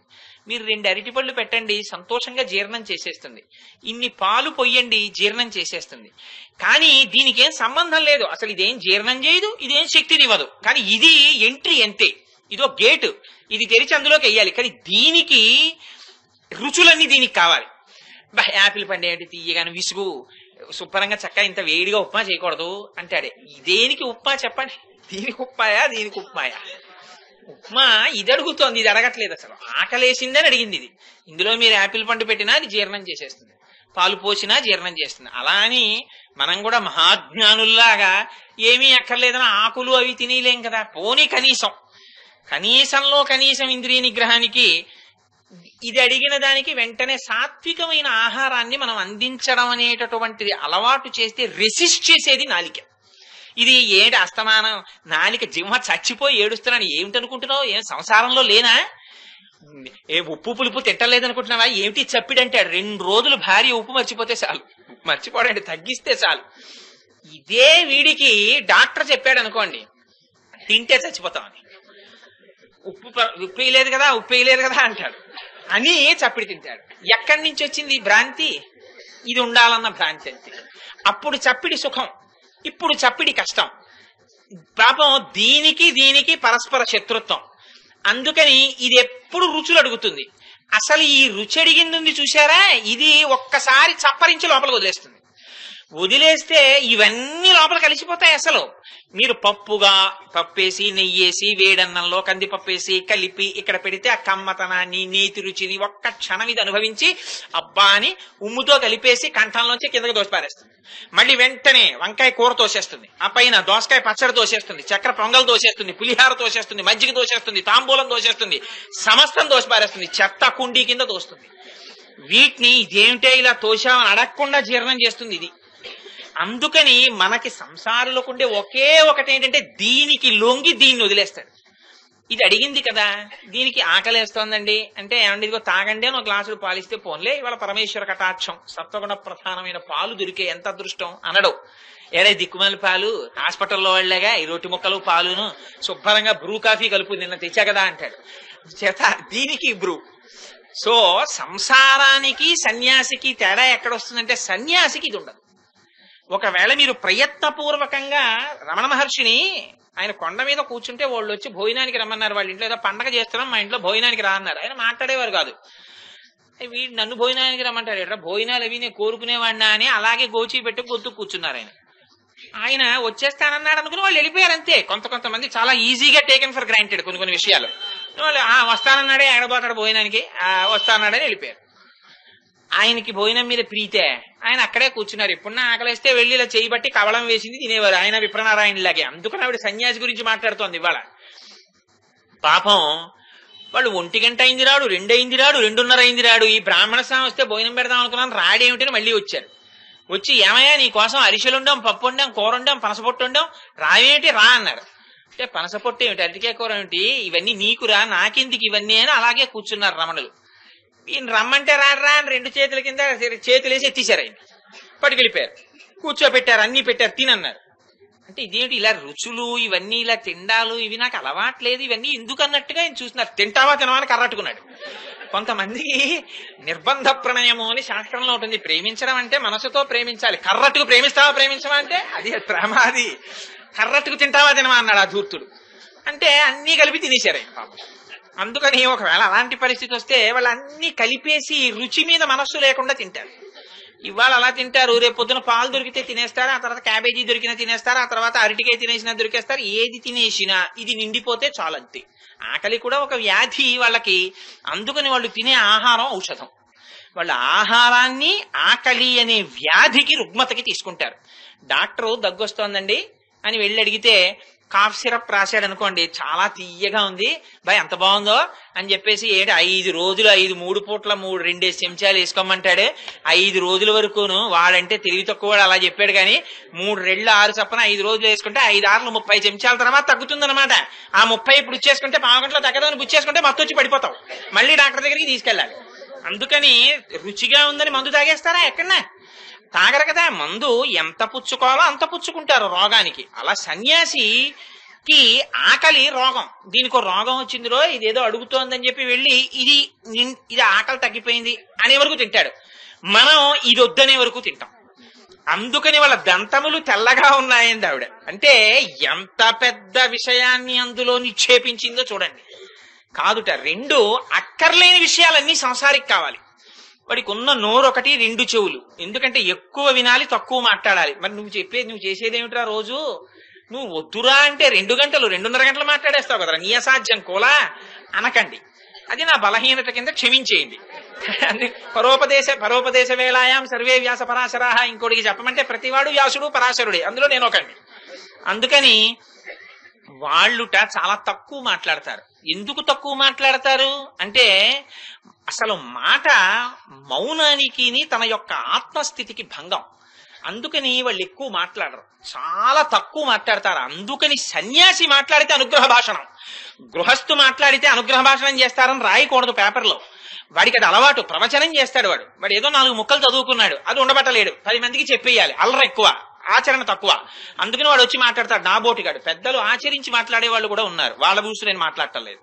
అందుకని అది ప్రవచనం. అనుగ్రహ భాషణం అంటే వీళ్ళ ఆర్తి చూసి తాను మాట్లాడకుండా ఉండలేక మాట్లాడతాడు. ఆ మాట్లాడడం తనకి ప్రయోజనం కాదు, తన ప్రయోజనాన్ని పొందేశాడు, కానీ అది వీళ్ళకి అందించడానికి ఇవాళ ఆయన నోరు విప్పుతున్నాడు. అందుకని వాళ్ళు చేస్తే అనుగ్రహ భాషణం అనాలి, అంతేగాని కోటేశ్వరరావు గారు అనుగ్రహ భాషణం చేస్తున్నారు అనకూడదు. కోటేశ్వరరావు ప్రవచనం చేస్తారనాలి. అదే ఎవరైనా ఒక చంద్రశేఖర పరమాచార్యులో, జయానంద సరస్వతి స్వామి వారు, లేకపోతే త్రిదండి చిన్న శ్రీమన్నారాయణ రామానుజీయ స్వామి వారు, అలాంటి స్వాములు ఎవరైనా వచ్చి మాట్లాడితే వారు అనుగ్రహ భాషణం చేస్తున్నారనాలి. అందుకని దంత పంక్తి తెల్లగా ఉంది అంది అంటే వాక్కునందు వాళ్ళకి నియమనం ఉంటుంది. వాళ్ళు త్రికరణ శుద్ధితో మాట్లాడతారు. లోపల తాము ఏది నమ్మారో దాన్నే నోటితో మాట్లాడతారు. లోపలొకటి పైకొకటి 2 ఉండవు. అందుకని తలంపుకు చేసేది చెప్పేది 3 ఏకరూపంగా ఉంటాయి. ఇది దంతశుద్ధి అని అమ్మవారు తెలుపుగా చూపిస్తోంది. ఇది సంసారికి అడుగడుగునా లోపిస్తుంటుంది, ఇదే దంభం. అందుకని నిన్న దంభాసురుణ్ణి సంహరించేవాడు కావాలండి. అంటే లోపలోటి పైకోటి, నిన్న చెప్పాను కదండి కొంగ గురించి. అందుకని అటువంటి సన్యాసులు, అటువంటి ఆచార్యులు బయలుదేరుతున్నారు. లోపల పడుకున్న నువ్వెటువంటి దానివి, అటువంటి స్థితి కలిగిన దానివి. బయట ఉన్న మేమెటువంటి వాళ్ళం, నీ వంటిది వచ్చి నాయకత్వం వహించాలి. నువ్వు రాకుండా లోపల పడుకుంటావా? పైగా నువ్వు మాకేమని చెప్పావు? మా అందరినీ నువ్వే వచ్చి నిద్రలేపి మమ్మల్ని తీసుకెడతానని చెప్పావు. అటువంటి దానివి ఇవాళ రావడం మానేసి నువ్వు పడుకుంటున్నావు. పైగా నువ్వు పూర్ణురాలివి. అంటే ఏమిటి? ఆచార్యులు, గురువులు పరిపూర్ణతని ఎప్పుడు పొందుతారు అంటే తామొక్కరు ఉన్నప్పుడు కాదు. ఆ బసవ పురాణంలో ఒక విచిత్రమైన మాట అంటాడు పాల్కురికి సోమనాథుడు. ఆయన అంటాడు, మొగ్గలో పుష్పము యొక్క వాసన రహస్యముగా దాగి ఉన్నట్టు. మొగ్గలో వాసన లేకపోతే పువ్వుగా వచ్చినప్పుడు వాసన ఎక్కడి నుంచి వచ్చింది? కాబట్టి మొగ్గగా ఉన్నప్పుడు కూడా వాసనని విదజిమ్మగలిగినటువంటి శక్తి ఒకటి లోపల దాగి ఉంది. అలా ప్రతి స్త్రీలో మాతృత్వము దాగి ఉన్నది అన్నాడు. అందుకే స్త్రీ అనేటప్పటికీ ఆ సౌకుమార్యం అంత తేలికగా తొందరగా కన్నులంబట నీరు కార్చి ఇతరుల బాధ చూడలేనటువంటి స్థితి. ఇది పురుషుడికి స్త్రీకి ఉన్న సౌకుమార్యం పురుషుడికి ఉండదు. దేవతా స్వరూపంలో కూడా నిర్దాక్షిణ్యంగా మాట్లాడాలంటే పుంస్వరూపంగా ఉన్న పరమాత్మ కర్మాకర్మ ఫలప్రదాత. పక్కన అమ్మవారుంటే అనుగ్రహంతో కూడి ఉంటాడు. పక్కన సీతమ్మ ఉంది కాబట్టి కాకాసురుడు వక్షస్థలాన్ని చీరిన బతికాడు. పక్కన సీతమ్మ లేదు గనక రావణాసురుడు పతనమైపోయాడు. అందుకని అమ్మవారితో కూడి ఉండడం ఉపాసనకి తేలిక. అందుకే రాముణ్ణి శ్రీరాముడని పిలుస్తారు పరిపూర్ణంగా. అమ్మవారితో కలిసి ఉండి మనని రక్షించాలి అని. అందుకే పరాశర భట్టర్లు శ్రీగుణరత్న కోశంలో ఒక విచిత్రమైన శ్లోకం చెప్పారు. మాకు ఎలాంటి పరమాత్మ కావాలి అంటే అనుకలతనుకాండాలింగనారంభ శుంభత్ ప్రతివిషభుజ శాఖా శ్రీ సఖానోకహర్తి స్థమనయనగుళుచ్ఛస్పార పుష్పద్విరేఫ రచయితుమయి లక్ష్మి కల్పవల్లి కటాక్షాన్ అన్నారు. అమ్మవారి స్థనములు అయ్యవారికి నొక్కుకునేటట్టుగా కౌగిలించుకున్నటువంటి లక్ష్మీనారాయణ స్వరూపం మాకు కావాలన్నారు. ఎందుకని? ఒక్క రాముడే కావాలి, సీతమ్మ వద్దు అనుకున్న శూర్పణఖకి ముక్కు చెవులు పోయి, మాకు సీతమ్మే కావాలి రాముడొద్దు అనుకున్న రావణాసురుడికి 10 తలకాయలు పోయి, సీతారాములు ఇద్దరు కారు, ఇద్దరూ కలిసి ఒక్కరిగా నాకు కావాలన్న హనుమ చిరంజీవిగా ఉండిపోయారు. అందుకని ఉపాసన ఇద్దరిని కలిపి చేస్తుంది. అందుకని ఇవాళ అమ్మవారు అంటుంది, నువ్వు లోపల ఉండిపోయి మమ్మల్ని నడిపించవలసిన దానివి, నువ్వొచ్చి లేపవలసిన దానివి లేపుతానని లేపడమ్మా అని నువ్వు ఉండిపోయావా ఒక్కదానివి లోపల? నిద్రపోతున్నావా? ఏమిటి ఈ విచిత్రమైన స్థితి అంటే, స్త్రీకి తన జీవితంలో యుక్త వయస్సు రావడం, వివాహం జరగడం, బిడ్డలు పుట్టడం, మాతృత్వం వచ్చిన తరువాతనే పరిపూర్తి ఎలాగో, బిడ్డలతో కూడి ఉన్నప్పుడు మాత్రమే ఒక స్త్రీ పరిపూర్ణతని పొందినట్టు, బ్రహ్మానందమును పొందినటువంటి వారు కూడా శిష్యులకి ఉపదేశము చేసినప్పుడే ఆ పూర్ణత్వాన్ని పొందినట్టుగా వారికి ఉండడం కాదు, మనం ఆనందం పొందుతాం. ఎందుకని? వారు మనకు మార్గం చూపించారు. వారు ఎప్పుడూ ఉద్ధరింపబడిన వారే, వారి ఆనందాన్ని పొందిన వారే. కానీ వారు ఎందుకు మాట్లాడారు, ఎందుకు చెప్పారు, ఎందుకు రాశారు? మనను ఉద్ధరించడానికి. అందుకని ఒక వివేకానందుడు మాట్లాడాడు, ఒక రామకృష్ణ పరమహంస మాట్లాడారు, ఒక శంకరులు మాట్లాడారు, ఒక రమణులు మాట్లాడారు, ఒక రామానుజులు మాట్లాడారు. ఎందుకు మాట్లాడవలసి వచ్చింది? అలా మాట్లాడకపోతే తరువాతి తరాలలో ఉన్నవాళ్ళు ఉద్ధరింపబడరని మన యందు వాత్సల్యంతో మాట్లాడారు. అప్పుడు కదా నీకు పూర్ణత. నువ్వు పూర్ణురాలివి కదా, మరి నువ్వు బయటికి రావి, వచ్చి మాట్లాడవద్దు, నువ్వు మాట్లాడాలి. పైగా మనందరం కలిసి ఏం చెయ్యాలి? శంఖ చక్రములు ధరించినటువంటి ఆ పుండరీకాక్షుడి యొక్క నామాన్ని స్తోత్రం చెయ్యాలి అంది. ఏమిటి? శంఖ చక్రములు ధరించిన పుండరీకాక్షుణ్ణి స్తోత్రం చేయడం ఏమిటి?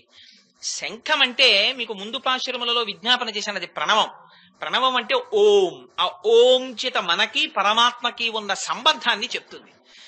రెండవది చక్రం. చక్రం శత్రువుల్ని సంహరిస్తుంది. ఒకసారి భగవంతుడి పాదాలు చేరుకుంటే బాహ్య శత్రువుల్ని సంహరించడం కాదు, అంతఃశత్రువుల్ని సంహరించడం కూడా ఆయనే చూసుకుంటారు. రుక్మిణీదేవి తను సంహరిస్తానం లేదు తన శత్రువుల్ని, నువ్వే వచ్చి శత్రువుల్ని సంహరించి నన్ను తీసుకెళ్ళాలి అంది. అడగడం కూడా అందుకే లేఖలో అంత చిత్రమైనటువంటి మాటలు వాడింది. నువ్వు రావాలి, వచ్చి ఈ శిశుపాలుడు మొదలైనటువంటి రాక్షసులందరినీ ఓడించి సంహరించాలి, లేదా ఓడించాలి, నిగ్రహించాలి. అందరూ చూస్తుండగా నువ్వు నన్ను చేపట్టాలి. గోమాయువు కోరు చందమున శ్రీయుతమూర్తి ఓ పురుష సింహమా, సింహము పాలి సొమ్ము గోమాయువు కోరు చందమున ఈ దురాత్ముడు చైద్యుడు నీ యొక్క సొమ్మునైన నన్ను అపహరింపక తానున్నవాడు.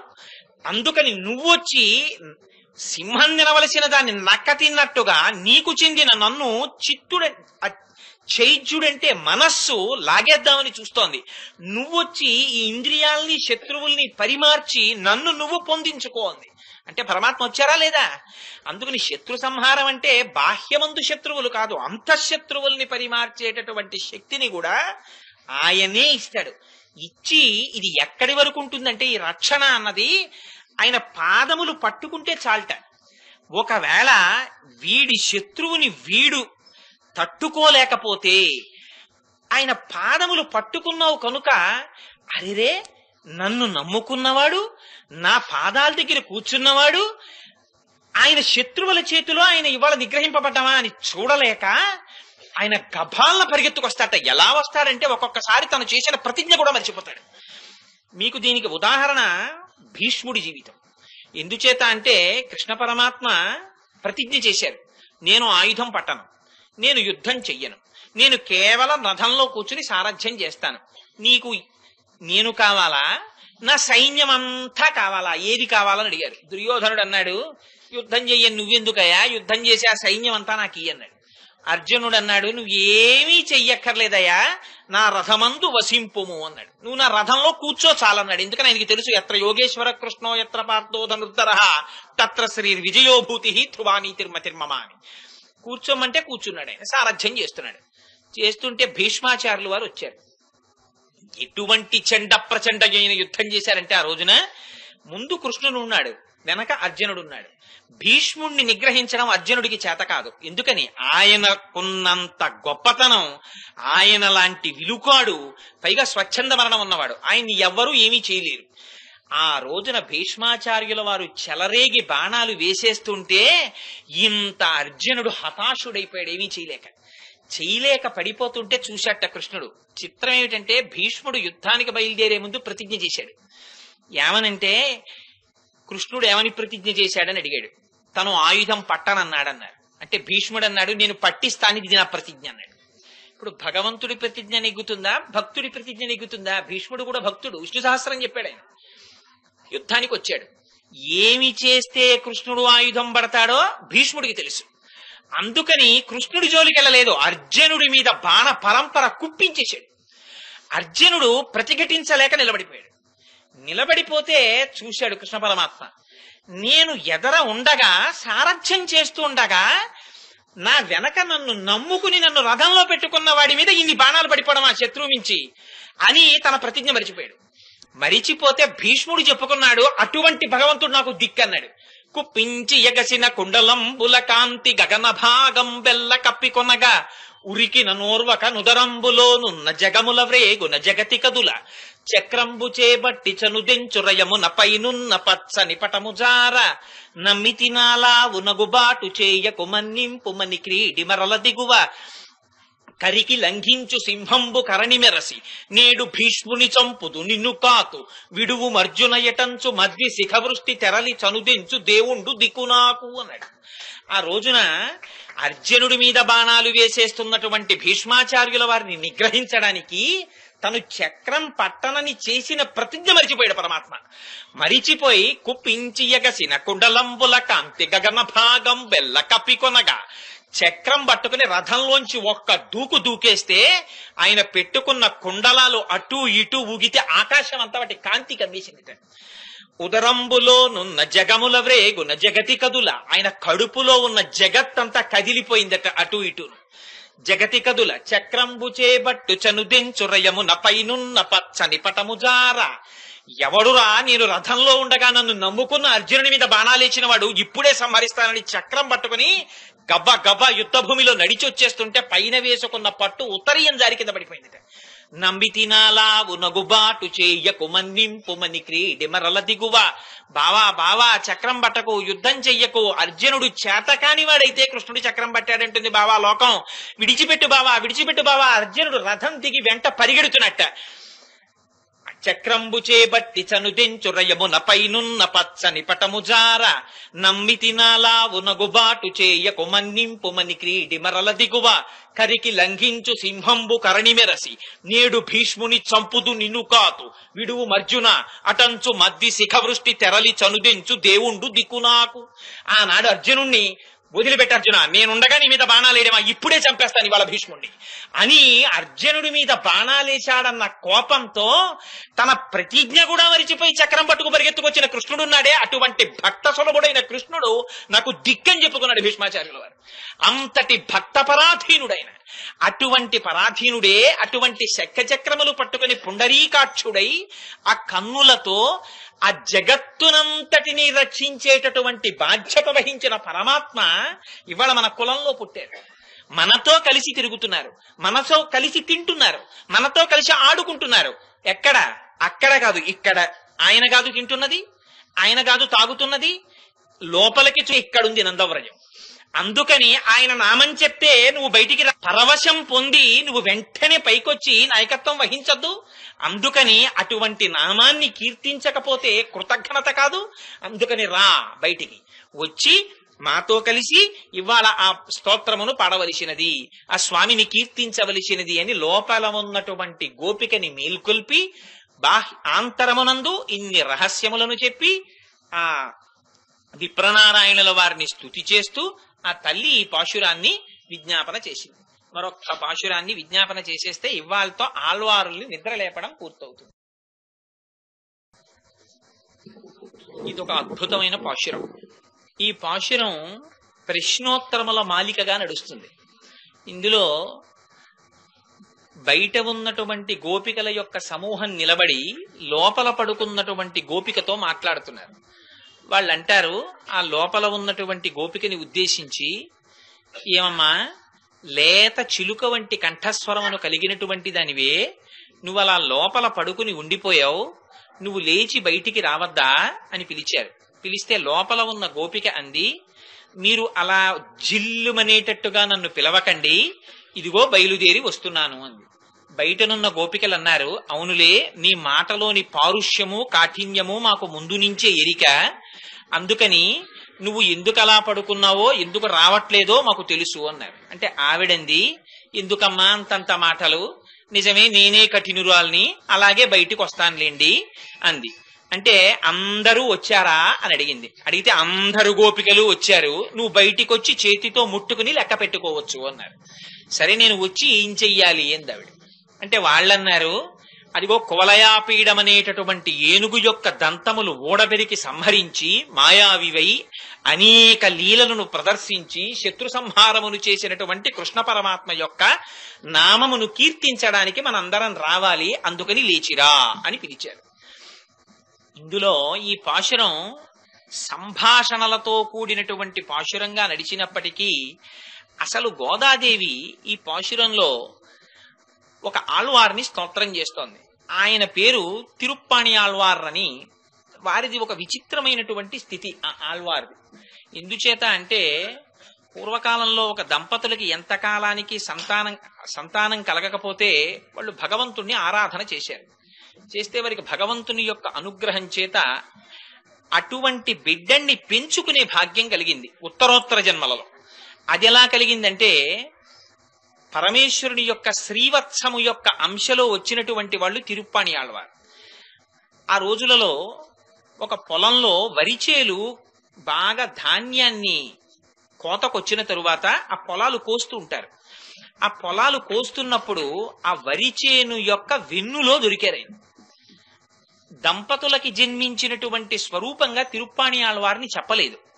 ఆ వరి యొక్క వెన్నులో దొరికితే ఆ వరిని అప్పట్లో కోసేటటువంటి వృత్తిని సమాజంలో అందరికన్నా అట్టడుగున ఉండిపోయి జ్ఞానమును అంతగా పొందలేకపోయినటువంటి స్థితిలో ఉన్నవారు చేసేవారు. కాబట్టి వారు ఈ బిడ్డని పెంచుకున్నారు. పెంచుకోవడం చేత ఈయన బాగా క్రింది స్థాయిలో సమాజంలో బాగా అజ్ఞానంలో ఉండిపోయినటువంటి వారి కుటుంబంలో పెరిగి పెద్దవారయ్యారు. కానీ ఆ తండ్రి గారికి ఒక అలవాటు ఉండేది. ఆయన దాసరి, అందుకని డప్పు చేత్తో పట్టుకుని ఆ వాళ్ళు ఉండేటటువంటి గూడెంలో వారందరూ కూడా ఎప్పుడైనా భగవంతుడి స్తోత్రం చేస్తే పరవశంతో ఆ డప్పు కొడుతూ ఆయన ప్రార్థన చేస్తూ చిందులు వేస్తూ గంతులు వేస్తూ ఆరాధన చేసేవారు. ఈ పిల్లవాడికి చిన్నతనంలోనే తండ్రి చేసేటటువంటి ఆ గానమునందు మనస్సు నిలబడి ఆ శ్రీరంగం దేవాలయంలో దూరంగా రంగనాథుడుంటే కావేరీ నది ఒడ్డున ఆ ఇసుకలో ఆ డప్పు కొట్టుకుంటూ భగవంతుడి మీద పాటలు పాడుతుండేవారు. ఆ పాటలు పాడి పరవశించిపోయేవారు. కానీ ఆనాడు ఉన్నటువంటి పరిస్థితులలో దురదృష్టవశాత్తు ఆయనకి ఆలయం లోపలికి ప్రవేశం లభించేది కాదు. అందుచేత ఆ కావేరీ ఒడ్డుని స్తోత్రం చేస్తూ ఉండేవారు. ఉండగా ఒకనాడు ఆలయంలో ఉండేటటువంటి పరమ భాగవతులైనటువంటి లోకసారంగులన్న వారు ఒక రోజున కావేరీ నది ఒడ్డుకు వస్తుంటే వీరక్కడ కూర్చుని స్తోత్రం చేస్తున్నారు. స్తోత్రం చేస్తుంటే వచ్చినటువంటి వారు వీరిని తొలగమని అడిగితే వారు అంతర్ముఖులై ఈ పాట పాడుతూ ఉండిపోయినటువంటి స్థితిలో వారి మాటలు ఈయన చెవిన పడకపోవడంలో వాళ్ళు ఏం చేశారంటే తెంపరితనం వహించి చెప్పినా కదలటం లేదని రాళ్లు పెట్టి కొట్టారు. కొడితే ఆ రాతి దెబ్బలు తగిలి ఒళ్ళంతా రక్తం కారి, ఆయనకి రాతి దెబ్బలు తగిలి రక్తం కారిన విషయం కూడా తెలియక ఆ డప్పు వాయిస్తూ పాట పాడుకుంటూ ఉండిపోయారు. కొంతసేపటికి బహిర్ముఖులయ్యారు. పాట అయిపోయి చూసుకునేటప్పటికీ రక్తం కారుతోంది. చూసుకున్నారు. అయ్యయ్యో నేను ఎంత తప్పు చేశాను, పెద్దలైన వాళ్ళు వస్తుంటే అడ్డు తప్పుకోలేదు, వాళ్ళు నన్ను రాళ్లు పెట్టి కొట్టారు, ఎంత పొరపాటు జరిగింది నా వల్ల, అడ్డు తప్పుకుని ఉండవలసింది, పాపం వాళ్ళు నన్ను రాళ్లు పెట్టి కొట్టవలసినంత కష్టాన్ని వాళ్ళకి కల్పించాను అన్నారు. నిజంగా ఎంత పెద్ద మనసో చూడండి మహానుభావుడిది అని దూరంగా తొలగిపోయారు. సరే, లోకసారంగులని వారు ఆ కావేరి నదిలో స్నానం చేసి ఆలయంలోకి వెళ్ళారు. పరమేశ్వరుడు నిష్పక్షపాతి, ఆయనకి బాహ్యాడంబరములు ఏమీ అక్కర్లేదు. ఇక్కడ శుద్ధి ఎక్కడుంటుందో అక్కడ చెయ్యిచ్చు పుచ్చుకోవడానికి పరమాత్మ సిద్ధంగా ఉంటారు.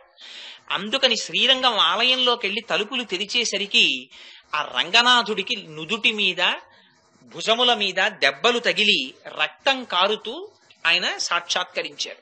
హడిలిపోయారు. ఈ విషయం అక్కడ ఉన్న భటులకి చెప్పారు, భటులు రాజుకు చెప్పారు, రాజు విచారణ చేశాడు. ఎందువల్ల ఇవాళ రంగనాథుడు అలా దర్శనమిస్తున్నారు, ఎక్కడో ఏదో అపచారం జరిగింది, నిలదీసి కలుప్పమ్మని అడిగారు. ఎవరైనా కొట్టారా, ఎవరినో ఎవరో కొట్టకపోతే వారు భాగవతులు అయ్యుండకపోతే ఆ దెబ్బల్ని పరమాత్మ స్వీకరించారు. అంత భగవద్ధ్యానంలో ఉండిపోయారు కాబట్టి ఆ దెబ్బల్ని భగవంతుడు పొందాడు. ఈ విషయం కర్ణాకర్ణిగా తెలిసింది. లోకసారంగులు కొట్టారు రాళ్లు పెట్టేది తెలిసి లోకసారంగుల్ని పిలిచి అడిగారు. అడిగితే అవును నేను కొట్టిన మాట యథార్థమేనని చెప్పారు. ఇంతలో స్వామివారికి అభిషేక స్థలము అని ఒకటి ఉంటుంది. ఆ అభిషేక స్థలం పరమ పవిత్రం. ఎందుచేతనంటే పెరుమాళ్ళకి చాలా దగ్గరగా పెడతారు. ఎప్పుడన్నా మీరు శుక్రవారంలో పూరాభిషేకం అంతవరకు ఎందుకు, మన వెంకటేశ్వర స్వామి వారి దేవస్థానంలో ఇక్కడ అభిషేకం జరుగుతున్నప్పుడైనా మీరు చూడొచ్చు. అభిషేకం చేసేటప్పుడు మూల విరాట్కి చాలా దగ్గరగా నిలబడి మూల విరాట్ మీద అభిషేకం చేస్తారు. అందులో కొన్ని అంతరమైన రహస్యాలు ఉంటాయి. ఆ మూల విరాట్కి అభిషేకం చేయడంలో ఎందుకు అభిషేక స్థానం అనేటటువంటిది పవిత్రత అన్నది ఇది సభాముఖంగా చెప్పేది కాదు. సరే, దాని గురించి వేరు వ్యాఖ్యానం ఉంది. ఎప్పుడైనా తెలుసుకోవాలనుకున్న వారికి ఎప్పుడైనా వేరుగా అయినా అంత అవసరం లేదు. అది ఒక పరమ పవిత్రమైన స్థానం. సరే, అందుచేత ఆనాడు అభిషేకానికి వెడితే రంగనాథుడు మాట్లాడారు. ఎక్కడ నిలబడి మీరు అభిషేకం చేస్తున్నారో అక్కడికి ఆ ఆళ్వారిని తీసుకొచ్చి నిలబెట్టి వారి చేత నాకు కైంకర్యం చేయిస్తే తప్ప నాకు ఈ దెబ్బలు తగ్గవన్నారు. అంటే అర్చకులు అన్నారు, మహాప్రభు వారిని తీసుకొస్తాం, కానీ ఆ తిరుప్పాణి ఆళ్వారు వారు రావద్దా, వారు మమ్మల్ని చూస్తే దూరంగా పారిపోతారు కదా అన్నారు. అంటే అలా పారిపోతే మీరు వెళ్ళి వారిని మీ భుజాల మీద ఎక్కించి తీసుకురండి పట్టి అన్నారు. అంటే వీళ్ళందరూ పరిగెత్తారు. అమ్మో నేను మళ్ళీ ఏమైనా తప్పు చేశానేమో అని తిరుప్పాణి ఆళ్వారు పారిపోతున్నారు వెనక్కి తిరిగి. పాపం ఆయన ఎప్పుడు అక్కడ ఒడ్డున పాటలు పాడుకుంటూ ఉండేవారు ఇసుక తిన్నెల మీద. అయ్య బాబోయ్ నిన్ను రంగనాథుడు తీసుకురమ్మన్నాడు ఆగంటారు వీళ్ళు, పారిపోతాడు ఆయన. పరిగెత్తారు, ఆయన్ని పట్టుకున్నారు. అమ్మో నేను రాను, అక్కడికి నేను రావడమా రంగనాథుడు ఆలయంలోకి అంటున్నారు ఆయన. నువ్వు రావలసిందే, నువ్వు రాకపోతే నన్ను భుజాల మీద కూర్చోబెట్టి తీసుకురమ్మన్నారు రంగనాథుడు అని లోకసారంగులు ఆయన్ని భుజాల మీద కూర్చోబెట్టుకున్నారు. అందుకని ఆయనకి ఏ ఆళ్వారికి లేని బిరుదొచ్చింది. మునివాహనులు, సాక్షాత్తుగా మునులు వహించారు ఆయన. ఎక్కడ పుడితే ఏమిటండి, భగవంతుడి నామమునందు భగవంతుడి యందు మనస్సు ఉండాలి. దీనికే భగవంతుడి పెద్ద పెట్టేశాడు, ఇంకొక దానికి ఇలా. అందుకే వటుర్వా గేహీవా యతిరపి జటీవా తదితరో నరోవా యక్కశ్చిత్ భవతు భవ కింతేన భవతి యదీయం హృత్పద్మం యది భవతదీనం పశుపతే తదీయత్వం శంభో భవసి భవ భారం చ వహసి అన్నారు శంకరాచార్యులు వారు శివానంద లహరిలో. నువ్వు ఎవరివి నాకు అనవసరం, నువ్వు సన్యాసివా, గృహస్థువా, బ్రహ్మచారివా, యతివా, జటివా, ఇంకొకట, ఎవరికి కావాలా ఇవన్నీ? నీ మనస్సు తెచ్చి నా పాదాల దగ్గర పెట్టావా? పెట్టుంటే అటువంటి వాడి కోసం సర్వకాలముల యందు వాడి వెంట నేను తిరుగుతాను రక్షించుకోవడానికి. అటువంటి వాడిని రక్షించడం వాడికి కాదు, నాకు రక్షణ హేతువు. నేను రక్షించుకోవాలి, అది నాకున్న నియమం. అనన్యాశ్చింతయంతో మాం ఏ జనా పర్యుపాసతే తేషాం నిత్యాభియుక్తానాం యోగక్షేమం వహామ్యహం ఆయన ప్రతిజ్ఞ. అందుకని ఏ లోకసారంగులు కొట్టారో ఆ లోకసారంగుల్ని భుజాల మీద ఎక్కించి తెమ్మన్నారు. ఇది ఏ ఆళ్వారికి దక్కలేదు ఆయనకు. అందుకని మునివాహనులు అని బిరుదుంది తిరుప్పాణి ఆళ్వారికి. ఆయన వహించి తీసుకొచ్చారు, భుజాల మీద తీసుకొచ్చి అభిషేక ప్రదేశంలో నించోబెట్టారు. నించోపెడితే ఆనాడు ఆయన శ్రీరంగనాథుణ్ణి చూసి 10 పాశురాలు చెప్పారండి. ఆ 10 నేను యథార్థమైన మాట చెప్తున్నాను. ఇవాళ ఆళ్వారులలో చాలా మంది చేసిన పాశురాలకి, చాలా మంది చేసిన స్తోత్రాలకి వేదాంత దేశకులు వ్యాఖ్యానం రాయలే. తిరుప్పాణి ఆళ్వారు చేసిన 10 పాశురాలకి వేదాంత దేశికులు ఎంతంత వ్యాఖ్యానాలు రాసి మళ్ళీ సమాంతరంగా సంస్కృతంలో శ్లోకాలు రాశారు. వేదాంత దేశికులు అంటే సాక్షాత్తుగా వెంకటేశ్వర స్వామి వారి దగ్గర ఉన్న ఘంటాంశం. ఆ గంట మోగలేదుట 102 సంవత్సరాలు వేదాంత దేశికులు ఉన్నంత కాలం. అందుకని అటువంటి వారు స్తోత్రం చేశారంటే ఆ పాశురాల్ని అవి ఎంత పరమ పవిత్రములో, ఎంత గుండెల్లోంచి వచ్చాయో మీరు ఆలోచించుకోవచ్చు. అంతటి మహాపురుషుడు తిరుప్పాణి ఆళ్వార్. అటువంటి ఆళ్వారిని స్తోత్రం చేస్తోంది వాళ్ళ అమ్మవారు. అందుకని ఆ పాశురం వాదోపవాదాల కింద వెడుతుంది. అందుకని ఆవిడ లోపల ఇది బయట విన్నప్పుడు ఏమిట్రా వీళ్ళు ఇంత కఠినంగా మాట్లాడుతున్నారు, ఆవిడేమో అవునులేండమ్మా నేనే కఠినరాల్ని అంటుంది. ఇవన్నీ తిరుప్పాణి ఆళ్వార్ మాటలు. అవునులేండి తప్పు నా వల్లే ఉంది, అయ్యో వాళ్ళు వచ్చినప్పుడు నేను తప్పుకోవలసిందని రాతి దెబ్బలు తిని వెళ్ళిపోయినటువంటి తిరుప్పాణి ఆళ్వారిని దృష్టిలో పెట్టుకు చెప్తోంది ఆవిడ ఆ పాశురాన్ని. అందుకని అది 10వ ఆళ్వారు గురించి చెప్తున్న విశేషమైనటువంటి పాశురం. పైగా ఇవాళ అందులో ఉన్నటువంటి గోపిక పరిపూర్ణమైన స్థితిని పొందిన గోపిక. ఆ గోపికని వాళ్ళు అన్నారు, నువ్వు లేత చిలుక వంటి కంఠ మాధుర్యము కలిగిన దానివి అన్నారు.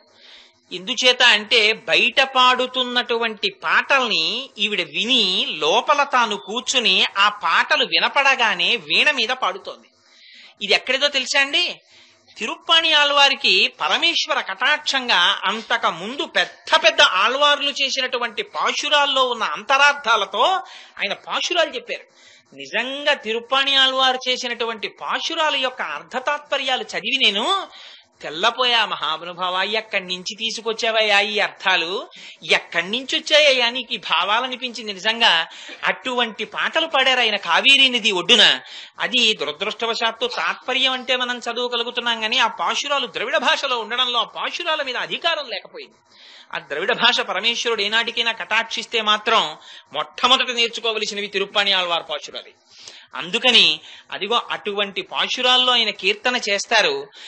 ఆయన చేసినటువంటి కీర్తనలు బయట ఇంతక ముందు పాడిన ఆళ్వారుల్లోని పాశురాల యొక్క అర్థములతో ఈయన కొత్త పాశురాల్ని ద్విగుణీకృతమైన అందంతో ప్రతిపాదించినట్టే బయట పాడుతున్నటువంటి గోపికల పాటని అనుసంధానం చేసుకుంటూ లోపల ఉన్నటువంటి గోపిక తాదాత్మ్యతని పొందుతూ పాట పాడుతోంది వీణ మీద. ఇది తిరుప్పాణి ఆళ్వార్ జీవితం. అందుకని లేత చిలుక వంటి కంఠస్వరము కలిగిన దానా అన్నారు. చిలుకకి ఒక లక్షణం ఉంటుంది, మిగిలిన పక్షులకు లేనిది చిలుకకు ఉన్నది ఒక రహస్యం ఉంది. చిలుక వైవర్ణ్యమును పొంది ఉంటుంది. అంటే 2 భిన్నమైన రంగులు, ఒళ్ళంతా ఆకుపచ్చ, ముక్కొక్కటే ఎరుపు.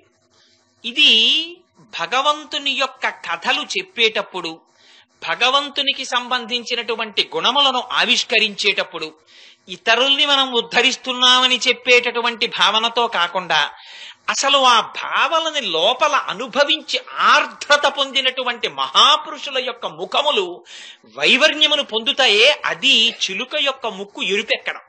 అందుకే చాలా మంది దేవతల యొక్క భుజాల మీద చిలుకలు ఉంటాయి. నేను తిరుమలలో వెంకటేశ్వర స్వామి వారి భుజం మీద కూడా చిలక ఉంది వక్షస్థలం పక్కన. నేను ఎప్పుడు చూశానంటే, ఒకనాడు వెంకటేశ్వర స్వామి వారు అనుగ్రహించి నా చేత సహస్ర కలశాభిషేకం చేయించుకున్నారు.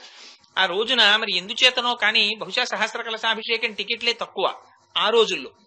ఇప్పుడు మరి ఎన్ని ఇస్తున్నారో నాకు తెలియదు కానీ ఒక్కొక్క దంపతుల్నే లోపలికి తీసుకెళ్లారు, ఎవ్వరు లేరు. నిజంగా ఆ రోజున ఒక విచిత్రమైన అనుభూతి. తీసుకెళ్లడంలో ఆ రోజున అదృష్టవశాత్తు స్వామివారు నాకు సీరియల్ నెంబర్ 1 వచ్చింది నా టికెట్కి. అందుకని లోపలికి తీసుకెడితే నన్ను నా భార్యని లోపలికి పెడితే స్వామివారి పాదముల దగ్గర పెట్టినటువంటి ఉత్తరీయాన్ని కత్త అక్కడ ఉన్న అర్చక స్వామి అపారమైన ప్రేమపాత్రులు. నేను ఆ వెనకాతల పాపం మిగిలిన వాళ్ళు వస్తారు, మనం ఎందుకు ఇక్కడ ఎక్కువసేపునో నమస్కారం చేసుకుని వస్తుంటే ఆయన వెనక్కి పిలిచి అన్నారు, ఎందుకో అంత తొందరగా వెళ్ళిపోతున్నావు, నిలబడి పర్వాలేదు మిగిలిన వాళ్ళందరూ వచ్చే వరకు అని. మరి వారికి ఆ రోజున ఏమి కరుణ ప్రసరించిందో నాకు తెలియదు కానీ ఆపాదమస్తకం వర్ణించి చూపించారు వెంకటేశ్వర స్వామిని. ఇదిగోనయ్యా బాబు, ఇదిగో పాదాలు చూసావా, ఇదిగో చూసా ఈ పక్కన రామచంద్రమూర్తి ఉంటారు ఇక్కడ ఆలయంలో అని ఇవన్నీ చూపిస్తూ చిలుకని చూపించారు పూలదండ తప్పించి. ఇదిగో చిలుకుంటుంది వెంకటేశ్వర స్వామి వారికి. అందుకని ఆ చిలుకని పెట్టుకోవడం అంటే అటువంటి ముఖములో వైవర్ణ్యమును పొంది సర్వకాలములయందు భగవంతుని యొక్క గుణములను తాను అనుభవిస్తూ అవి చెప్పేటప్పుడు అటువంటి తాదాత్మ్యతని పొందేటటువంటి ఆచార్యులున్నారే, ఆ స్థితిని చిలుక చూపిస్తుంది. అటువంటి స్థితిలో ఇవాళ ఆ లోపల ఉన్నటువంటి గోపిక ఉంది, అదే తిరుప్పాణి ఆళ్వారు. అందుకని అటువంటి తల్లిని పట్టుకొని బయట ఉన్న వాళ్ళు అన్నారు, ఏమలా లోపల పడుకునున్నావు, లేచి బయటికి రావా, లేత చిలుక వంటి కంఠమాధుర్యము కలిగిన దానా అని పిలిచారు. పిలిస్తే ఆవిడికి కొంచెం ఖేదం కలిగింది. ఒకటి, వీరిని విడిచి ఆవిడ బ్రహ్మానందమును పొందడం లేదు, వారికన్నా అధికురాలనన్న భావన ఆవిడలో లేదు, లేని నిద్రని ఆవిడికి ఆపాదించారు. రెండు, వారు పాడుతున్న పాటకే తాను అనుసంధానం చేసింది కానీ తానొక్కతి అనుభవించి ప్రత్యేకమైన పాట పాడుకోలేదు. కానీ ఈ లేని రెండింటిని తనయందు ఆపాదించడము చేత ఖేదము పొందిన తల్లి ఆ లోపల ఉన్న గోపికంది, ఓ గోపికలారా నన్ను జిల్లున అలా పిలవకండి అంది. అంటే మీ మాటలు నాకు కొంచెం ఖేదమును కల్పిస్తున్నాయి, నేను అలాంటి స్థితిని పొందిన దానిని కాను, మీలో నేను కూడా ఒక్కతెను, అందుకని అలా ఎందుకు పిలుస్తారు అంది. అంటే పైనున్న వాళ్ళు అన్నారు, నువ్వెంత కఠినురాలవో మాకు తెలుసు, అయినా నీకు ఈ ఏకాంతం ఏమిటి, ఒక్కదానివి ఎందుకున్నావు అంటే వాళ్ళు కూడా బాహ్యంలో అధిక్షేపించి మాట్లాడినది కాదు. ఎందుచేతనం అంటే ఆ ఆచార్య స్థితిని పొందినటువంటి మహాపురుషులు, అటువంటి గురువులు వాళ్ళు చెయ్యవలసినది, వాళ్ళు బయటికి వచ్చి 10 మందితో మాట్లాడి 10 మందిని తమతో కలుపుకుని పోయి, అసలు గురువుల దగ్గర ఒక విచిత్రమైన లక్షణం ఉంటుందండి. మీరు తెలిసి తెలియని సగం సగం తెలుసున్న వాడి దగ్గరికి వెళ్ళి ఏదైనా ఓ విషయం చెప్పారనుకోండి, వెంటనే అలాంటి గురువులే మనకు ఎక్కువ దొరుకుతారు. దేవి భాగవతంలో వ్యాస భగవానుడు ఈ విషయాన్ని నిర్ద్వంద్వంగా చెప్తాడు. తెలిసి తెలియని వాళ్ళు ఎక్కువ, తెలుసున్న వాళ్ళు తక్కువ ప్రపంచంలోనే, నాలాంటి వాళ్ళు ఎక్కువ. అందుకని వారి దగ్గరికి వెళ్ళి ఏదో ఒక విషయం చెప్పామనుకోండి, అమ్మో ఉపద్రవం వచ్చేసింది, కొంపలు అడిపోయి ఆ స్థితిలో ఉన్నారా, అలా ఉండకూడదు అని వాడు ఏదో చెప్తాడు. ఇంకా అక్కడి నుంచి చేసిన దాని గురించి భయం ఎక్కువ. అసలు గురువులు ఎలా మాట్లాడతారంటే, నీకేమో భేషుగ్గా ఉన్నావు, ఎంత మంచి పని చేస్తున్నావో, చాలా మంచి పని చేస్తున్నావు, చక్కగా చేస్తున్నావు, కానీ ఒక్క పని చేయి, ఇదిగో దాంతో పాటు చక్కగా రేపటి నుంచి ఈ పని కూడా చేస్తుండు అని ఒక్కొక్క మెట్టు పిల్లాన్ని అక్షరాభ్యాసం చేసి తండ్రి పక్కన కూర్చోబెట్టుకున్నప్పుడు, నాన్న నీకు కొత్త పలక తెస్తాను, కొత్త బలపం తెస్తాను, స్కూల్కి తీసుకెళ్లి నువ్వు చాక్లెట్లు పంచుతావు కానివి, రేపటి నుంచి నీకు green pant, white shirt, belt, ఆ బ్యాడ్జ్ ఇవన్నీ ఉంటాయి చక్కగానంటే వాడు అలాగే నాన్నగారండి పలకలు పంచి చాక్లెట్లు పంచే వరకు వింటాడు. నువ్వు కూర్చుని నాన్న 12ంటికి వచ్చి తీసుకెళ్తానని అమ్మా నాన్న వెళ్ళిపోతుంటే వాడు మొయ్యోమని ఏడుపు మొదలెడతాడు. వాడు ఏడుపు మొదలెట్టాడని తల్లిదండ్రులు తీసుకెళ్లిపోతే ఇక వాడికి అక్షరజ్ఞానం ఉండదు, వదిలి వెళ్ళిపోతారు. వదిలి వెళ్ళిపోయి దగ్గర కూర్చోబెట్టుకుని నాన్న ఆరాయి అని ఆ అని దిద్దిస్తారు. వాడు ఆ అని 10 మాటలు 50 మాటలు 100 మాటలు దిద్ది ఆరాయి అంటే పలక చెరిపేసి ఆ రాసి, రే నీకు ఆ వచ్చేసింది రోయ్ అంటాడు తండ్రి. అంటే ఇంకా వాడు వారణాసి విశ్వవిద్యాపీఠ దగ్గర డాక్టరేట్ పుచ్చుకున్న వాళ్ళ పొంగిపోయి అమ్మ వంట చేసుకుంటుంటే పలకం పట్టుకుని పరిగెత్తుకెళ్ళి అమ్మ నాకు ఆ వచ్చేసిందని ఆ రాసేస్తాడు.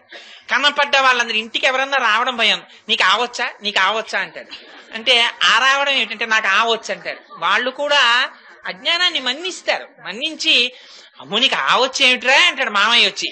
అంటే నాకు ఆవచ్చేసింది అంటాడు. ఏది రాసి చూపించు అంటే పలక తెచ్చేసి ఇలా అంటే అబ్బో ఎంత బాగా రాసావు నాన్న అని ముద్దెట్టుకున్నాక తండ్రి మళ్ళీ మర్నాడు చెప్తాడు, ఆయే కాదు నాన్న ఆ ఉందని, ఇదోటి ఉందా అనుకుంటాడు. ఆ తర్వాత పాపం బండి రా వరకు నేర్చుకుని అమ్మయ్య అయిపోయింది అనుకుంటాడు. కాదు నాన్న కాకి దీర్ఘం ఇస్తే కా గుణింతం ఉందిరా అంటాడు. ఆ తర్వాత ఎక్కాలున్నాయిరా, సోషల్ ఉందిరా, సైన్స్ ఉందిరా, మోట ఉందిరా అని భుజం మీద ఎట్టాక సరే మొత్తం మీద ఏదో అలా వాడు పీజీ వరకు పెడతాడనుకోండి. అంతేగాని ఆ నేర్పి ఎప్పటికొస్తుందిరా నీకు, ఇంకా దిక్కుమాలినాడి ఆలో ఉన్నావు. మన వంశంలో చూస్తే అందరూ పెద్ద పెద్ద చదువులు చదివిన వాళ్ళు, అందరూ IAS లేను, నువ్వేమిటో ఇంకా ఆ నేర్చుకుంటాయేంటి, ఎప్పటికి నువ్వు వృద్ధిలోకి వస్తావని చావ కొట్టేశాడు అనుకోండి తండ్రి. ఇక వాడికి చదువు వస్తుందే, వాడు ఇంట్లోంచి పారిపోతాడు. పలక కనపడితే 104 జ్వరం వస్తుంది వాడికి. అందుకని గురువన్నవాడు ఎవ్వడూ కూడా సార్ నేను ఇక్కడ వరకు ఉన్నానండి అంటే శబాష్ చాలా మంచిదోయ్, చాలా మంచి పని, ఇంకా దేనికి బెంగ నీకు అంటాడు. నేను అలాంటి వాళ్ళని చూశాను. మనకి ఏం రానివ్వండి నేను ఉపన్యాసాలు చెప్తున్నాను అన్న విషయం శ్రీభాష్యం అప్పలాచార్య స్వామి వారికి తెలిస్తే వైజాగ్ వెళ్ళినప్పుడు వారి దగ్గరికి ఎడుతూ ఉంటాను. ఈ విషయం వారికి తెలిసాక ఒకసారి వెళ్ళినప్పుడు భయపడ్డా, ఇవుతారేమో వారి దగ్గర నోరేలా. నేను వెళ్ళి కూర్చుంటే మా దొరగారు కూడా వచ్చారు ఒకసారి ఆ రోజున. ఆయన సడన్ గా అన్నారు, ఏది కోటేశ్వరరావు శివానంద లహరిలోంచి ఆ శ్లోకం చెప్పన్నారు. అడిగి అడిగి శివానంద లహరిలోంచి అడుగుతున్నారు ఏమిటన్నా నేనే అనుకున్నాను. అది అంకోలం నిజ బీజ సంత తెరయస్కాంతో ఫలం సూచిక అనో శ్లోకం ఉంది, అది చెప్పన్నారు. చెప్పా, దాని అర్థం చెప్పు అన్నారు. చెప్పా. ఏడు దీన్ని రామాయణంలో ఇంకో రామాయణం చెప్తున్నావుట, అందులోంచి ఒక శ్లోకం చెప్పు అన్నారు. ఓ శ్లోకం చెప్పాడు. తిరుప్పవై కూడా చెప్తున్నావు అన్నారు. 18వ పాశురం చెప్పన్నారు. ఉందు మన కలిత్తునోడాల తోల్వలియన్ నందగోపాలన్ మరుమగళే నెప్పిన్నాయని ఏదో ఆ పాశురం చెప్పా. చెప్తే అబ్బో అబ్బో అబ్బో కోటేశ్వరరావు చాలా బాగుందో అని అక్కడికని, ఆ తర్వాత ఎప్పుడైనా ఫోన్ చేస్తే కోటేశ్వరరావు నాన్న రామాయణం ఎప్పుడైనా చెప్తే రాముడి పరిపూర్ణమైన మానవుడిగా చెప్పాలి. ఎందుకని రాముడి యొక్క అవతారం ఎంతకాలం గుర్తుంటుందో అంతకాలం మనుష్య జాతి నిలబడుతుంది. చూడండి, ఆ మాట్లాడడంలో వారి స్థాయి ఏమిటి, వేరొకరి స్థాయి ఏమిటి, కానీ వారు నిరుత్సాహపరచరు. ఆ ఉత్సాహపరచడంలో ఉంది, ఆ గట్టి ఎక్కించడంలో ఉంది. అది ఔదార్యం. అది అందరికీ ఉండదు, అది కొంతమందికి ఉంటుంది. అది మహాపురుష లక్షణం. అటువంటి మహాపురుష లక్షణం ఉన్న గోపికవి నువ్వు లోపలున్నావు. ఆ ముఖమును వైవర్ణ్యమును పొందేటటువంటి గోపికవి. అటువంటి దానివి నువ్వు లోపల పడుకుంటే ఇది వాళ్ళ బాధ. నువ్వు లోపలుండిపోతే నువ్వు ఒక్కత్తివి అనుభవిస్తే మాకెప్పటికీ తెలుస్తుంది.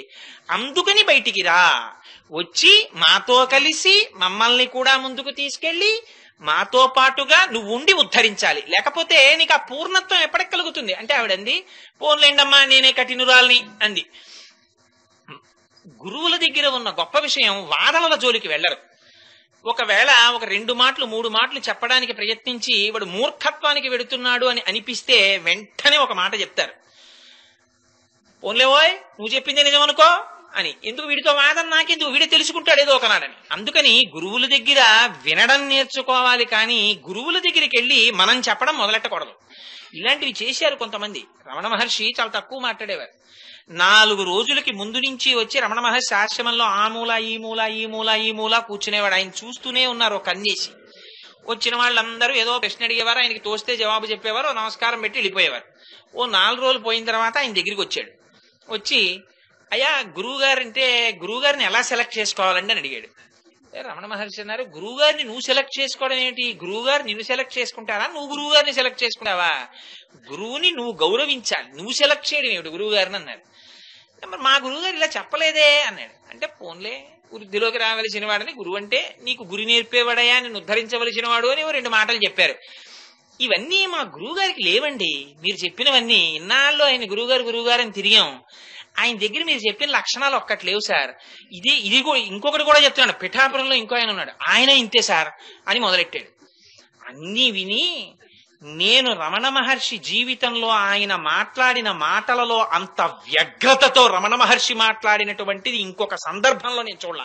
కావాలంటే రిఫర్ అదేంటి సూర్యనాగమ్మ గారి లేఖలు ఏమమ్మా ఉందా, ఎంత కోపడ్డారు ఆ రోజునైనా. అవును 4 రోజుల నుంచి చూస్తున్నా, మూట కట్టి అన్ని పోగేసుకుని దగ్గరికి జరిగి ఇవాళ గురువుల గురించి మాట్లాడడానికి వచ్చావు. ఇవాళ ఇక్కడ మాట్లాడావు, రేపు ఇంకొకటి దగ్గరికి వెళ్ళి ఆ రమణ మహర్షికి ఏం తెలిసి మాట్లాడతావు. దీనికోసమా దగ్గరికి జరిగావు? పెంటపోగులో సాలగ్రామాన్ని వెతుక్కోవడం నేర్చుకో. సాలగ్రామం రాళ్లలో ఉంటుంది, రాళ్లని తీసి సాలగ్రామాన్ని కళ్ళకద్దుకో. గురువుల గురించి తక్కువ చేసి మాట్లాడడానికి నీకున్న యోగ్యత ఎంత అని ఆ రోజున రమణులు ఆగ్రహాన్ని ప్రదర్శించారు.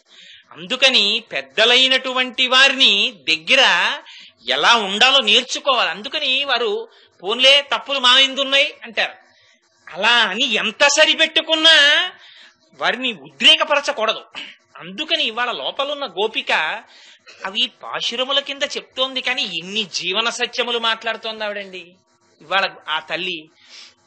అందుకని నువ్వు పరిపూర్ణురాలివి. అటువంటి దానివంటే ఆవిడంది, పోన్లేండమ్మా నేనే కఠినురాల్ని, ఇంత విషయం తెలుసున్నా ఇన్నాళ్ళ నుంచి వచ్చి 4 మాటలు మీకు చెప్పి నేనే ముందుండి మిమ్మల్ని తీసుకెళ్లి ఆ కృష్ణ పరమాత్మ యొక్క సంశ్లేషమును అనుభవింప చెయ్యకపోవడం నాదే తప్పనుకోండి. పోన్లేండి ఇవాళ వచ్చాను కదా, ఇంక నుంచి మీతోనే ఉంటాను, కలిసి ఉందాం అంటే వేరొక భాషలో చెప్పాలంటే ఇది వాళ్ళకి ఓదార్పు మాట. నేను వచ్చి ఏం చెయ్యాలి అంది ఆవిడ. మన మృత్యుంజయరావు గారు శ్రీభాష్యం అప్పలాచార్య స్వామి వారి దగ్గరికి వెళ్ళి మీరు ఒక్కసారి కాకినాడ రావాలన్నారట. అలాగే వస్తాను లేవో తప్పకుండాను అన్నారట. శ్రీభాష్యం అప్పలాచార్య స్వామి వారు వస్తే ఏం చేస్తారు? శ్రీభాష్యమాపలాచార్య స్వామి వారు వచ్చి చూసేది ఉండదు. ఆయన వస్తే మనందరం వెళ్ళి నిలబడతాం. మహానుభావ, ఒకనాడు ఈ కాకినాడ పట్టణాన్ని ఉద్ధరించిన వారండి, మీరు నడిపించిన బాటలో వెడుతోంది పట్టణం ఆ భక్తి మార్గంలోనే. వీళ్ళు మనందరినీ చూసి ఆయన సంతోషిస్తారు. ఆయన మనని చూడడం మనకు ఆనందం. అలా వీళ్ళన్నారు, బయట మేము నించున్నాం, నువ్వు ఒక్కసారి బయటికి రావాలి. నువ్వు ఒక్కసారి బయటికి వచ్చి మేమందరం ఉన్నామో లేదో లెక్క పెట్టుకోవాలి. ఎందుకు లెక్క పెట్టుకోవడం? వాళ్ళు బయటికి వచ్చి, గురువులు, మా గురువు గారు ఉన్నారు అమరేశ్వర ప్రసాద్ గారు, ఒకసారి ఎప్పుడన్నా కనపడి కోటేశ్వరరావు బాగున్నావో అని ఇలా అన్నారనుకోండి భుజాల మీద, నాకు ఇంకా ఏదో అంగడాలు పెట్టేసినట్టు ఉంటుంది, అంత సంతోషంగా ఉంటుంది. అలా ఆ గురువులు వచ్చి ఒక్క మంచి మాట చెప్తారు, ఆ భుజం తడతారు, ఏమో బాగున్నావా కోటేశ్వరరావు అని, కాళేశ్వరరావు బాగున్నారా అని అందరినీ పేరు పేరు నా పూర్వభాషీచ రాఘవ అని రాముళ్ళ వాళ్లే పలకరించి మాట్లాడతారు. అసలు ఆ ఆర్ద్రత నేర్చుకోవాలి ప్రత్యేకించి. అలా మాట్లాడుతుంటే అబ్బా ఎంత సంతోషంగా, నన్ను పలకరించారండి, ఆయన మర్చిపోలేదు. ఎప్పుడు 15 ఏళ్ల క్రితం శ్రీపాదారి దొడ్లో మాట్లాడినప్పుడు పరిచయం, ఇప్పటికీ గుర్తుపెట్టి మాట్లాడారండి అంటాం. వారు మాట్లాడడం వారికి ప్రయోజనం కాదు, వీరిని ఉద్ధరిస్తుంది. వీరు సంతోషపడిపోతారు గురువులు మాట్లాడితే. నువ్వు రావాలి, మమ్మల్ని అందరినీ ముట్టుకోవాలి. ఇలా ముట్టుకుని బాగున్నావా బాగున్నావా అని ఇలా నువ్వని మమ్మల్ని అందరినీ తోడుకు తీసుకెడుతుంటే మేము పొంగిపోతాం. అదిట వీళ్ళ కోరిక. అందుకని నువ్వు బయటికి రావా అని అడిగితే, అలాగే వస్తాను, వచ్చి నేనేం చెయ్యాలి అందావిడ. గురువు ఎందుకు వస్తాడండి బయటికి? మీరు బయటికి వచ్చి ఒక్కసారి మా ఇంట్లో ప్లేటు పూరి తిందురు గాని, ఒక యాపిల్ పండు తినడానికి మా ఇంటికి పిలుస్తున్నాం, ఇంతకన్నా అన్యాయమైన పిలిపి ఇంకోట్లేదు. గురువుని పిలిస్తే ఎందుకు పిలవాలి? అయ్యా ఒక్కసారి మా ఇంట్లో 90 ఏళ్ళు వచ్చి బయటికి రాలేకపోయిన మా అమ్మగారు ఉందండి, మీరు చెప్పిన మాటలు పట్టుకెళ్లి మా అమ్మగారికి చెప్తే పరవశించిపోయి కళ్ళ నీళ్లు పెట్టుకుని ఒక్కసారి అతన్ని చూడాలనుందిరా అంటోందండి మా అమ్మగారు. ఒక్కసారి వచ్చి మీరు 4 మాటలు చెప్తే మా అమ్మకంత వినపడదు, కానీ మీరు మాట్లాడుతుంటే ఆ 2 మాటలు విని పొంగిపోతుంది. మా అమ్మ పొంగిపోతుండగా ఆవిడ మొహం చూసి నే పొంగిపోతాను. మమ్మల్ని సంతోష పెట్టడానికి మీరు ఒక్కసారి రండి అని పిలవాలి. మా ఇంట్లో పెరట్లో దబ్బకాయలు ఉన్నాయండి, ఓ 4 ఇస్తాను కోటేశ్వరారు, మీరు వచ్చి తీసుకెళ్ళండి అని నాలాంటి వాడిని అంటే పర్వాలేదు. అంతేగాని పెద్దల దగ్గరికి వెళ్ళి, ఏమన్నా మా పెరట్లో చింతకాయలు ఉన్నాయి, మీరు వచ్చి పట్టుకెళ్తారు కానీ మా ఇంటికి రండి, వచ్చి కాసేపు అరగంట కూర్చుని, మీకు ఎప్పుడు అదే అలవాటు కదా, ఏదో మాట్లాడుతుంటారు కదా, మాట్లాడి స్కూటర్ తగిలిసి పోదురు కానీ లేండి, కొక్కేం పట్టకపోతే మీ ఆవిడని తీసుకురండి, పట్టు కూర్చుంటుంది ఊళ్ళో అన్నారనుకోండి, ఏమిటా దారుణం, దేనికి చెప్తున్నట్లు. అందుకని మాట్లాడడం అనేటటువంటిది నిన్ను ఉద్ధరించుకోవడానికి గురువుల్ని పిలవడం. అందుకని గురువుని ఎందుకు పిలుస్తారు బయటికి అంటే, వాళ్ళన్నారు, అమ్మా నిన్ను ఎందుకు పిలుస్తున్నావో తెలుసా బయటికి? నువ్వు వచ్చి మమ్మల్ని ముట్టుకుని మాతో మాట్లాడి అందరం కలిసి, అడిగో మహానుభావుడు కువలయాపీడమనేటటువంటి ఏనుగుని సంహరించిన కృష్ణ పరమాత్మ ఉన్నాడే, ఆ కృష్ణ పరమాత్మని కీర్తించడానికి పిలుస్తున్నామన్నారు. ఏమిటా కువలయాపీడం? కంసుడంటే మనస్సు. ఈ మనస్సు దేహాత్మాభిమానం అనేటటువంటి అహంకారం అనేటటువంటి ఏనుగు నడ్డు పెట్టింది. ఈ ఏనుగు ఏం చేస్తుంది? కృష్ణుడు వస్తే తొక్కేయమని చెప్పాడు. కృష్ణుడు నిజంగా రానే వచ్చాడు. దీనికోసమని అక్రూరుణ్ణి పంపించాడు, పిలిపించాడు. కృష్ణుడికి తెలియదా అసలు ఎందుకు పిలిపించాడో? వచ్చాడు. వస్తే ఆ మామటివాడు ఏనుగు మీద కూర్చుని దాన్ని అంకుశంతో పొడిచి ఆ కృష్ణుడి మీదకి నడిపిస్తుంటే ఆయన గబగబా వచ్చి కాలం దొక్కి సలీలుడై నగవుతో కంఠీరవేంద్రాకృతిన్ కేలన్ భీషణ దంతముల్ పెరిగి సక్షీణంబుగా మొత్తి గోసాలగ్రామణి వీరమౌళిమణి అయి ప్రణంబులన్ పాపెన శైలేంద్రాభము ప్రాణలోభము రుదంచాత్సార గంధేభమున్ అన్నారు పోతన గారు. ఆ పరమాత్మ కృష్ణుడు ఒక్కసారి తన కాలుతో ఆ ఏనుగు యొక్క కాలు తొక్కారు, ఆ 2 దంతాలు పీకేశారు. ఆ దంతాలతోటే నీలాదేవికి పడక మంచం చేయించారట. ఆ ఏనుగు కుంభస్థలం మీదకెక్కి 2 గుద్దులు గుద్దేటప్పటికి నెత్తురు కక్కుకుని ఆ ఏనుగు చచ్చిపోయింది. దాని పేరు కువలయాపీడము అన్నారు. ఈ కువలయాపీడము అంటే కు అంటే భూమి, వలయం అంటే భూమండలం. ఈ భూమండలాన్ని అంతటినీ పీడించేది, అసలు నిజానికి పీడించేది దేహాత్మాభిమానం. ఇది నేను అన్న భావన పుట్టిన దగ్గర నుంచి ఇంకా దీన్ని పోషిద్దాం, దీన్ని సంబంధించిన వాళ్ళని పోషిద్దాం. పక్షికి ఉండదు, లిమిటెడ్ గా ఉంటుంది. ఏదో ఆ పక్షికి రెక్కలు వచ్చేంత వరకు మాత్రమే పక్షి ఆహారం తీసుకొచ్చి పెడుతుంది. ఒకసారి రెక్కలు వచ్చాయనుకోండి, ఇంకా పక్షి తన పిల్ల గురించి ఆలోచించదు. ఒక పిల్లి దానికి ఎలకని పట్టుకోవడం వచ్చేంత వరకు మాత్రమే పాలిస్తుంది. ఆవు దూడకి గడ్డి తినడం వచ్చేంత వరకే పాలిస్తుంది. ఇంకా తర్వాత రోజు ఇంత గడ్డి తీసుకొచ్చి తను తినేసి కొంత గడ్డి నోట్లో పెట్టుకొచ్చి, అబ్బాయి ఈ గడ్డి చాలా బాగుంది మా దూడకి పెడతానని గడ్డి తేదు. ప్రపంచంలో ఏది తేదు. 3, 4, 5 తరాల వరకు సంపాదించిదా చెయ్యాలన్న తాపత్రయం ఉత్తమమైన జన్మమెత్తి మనిషి ఒక్కడికే ఉంటుంది. ఇది పీడించేది ఏది పీడిస్తోంది?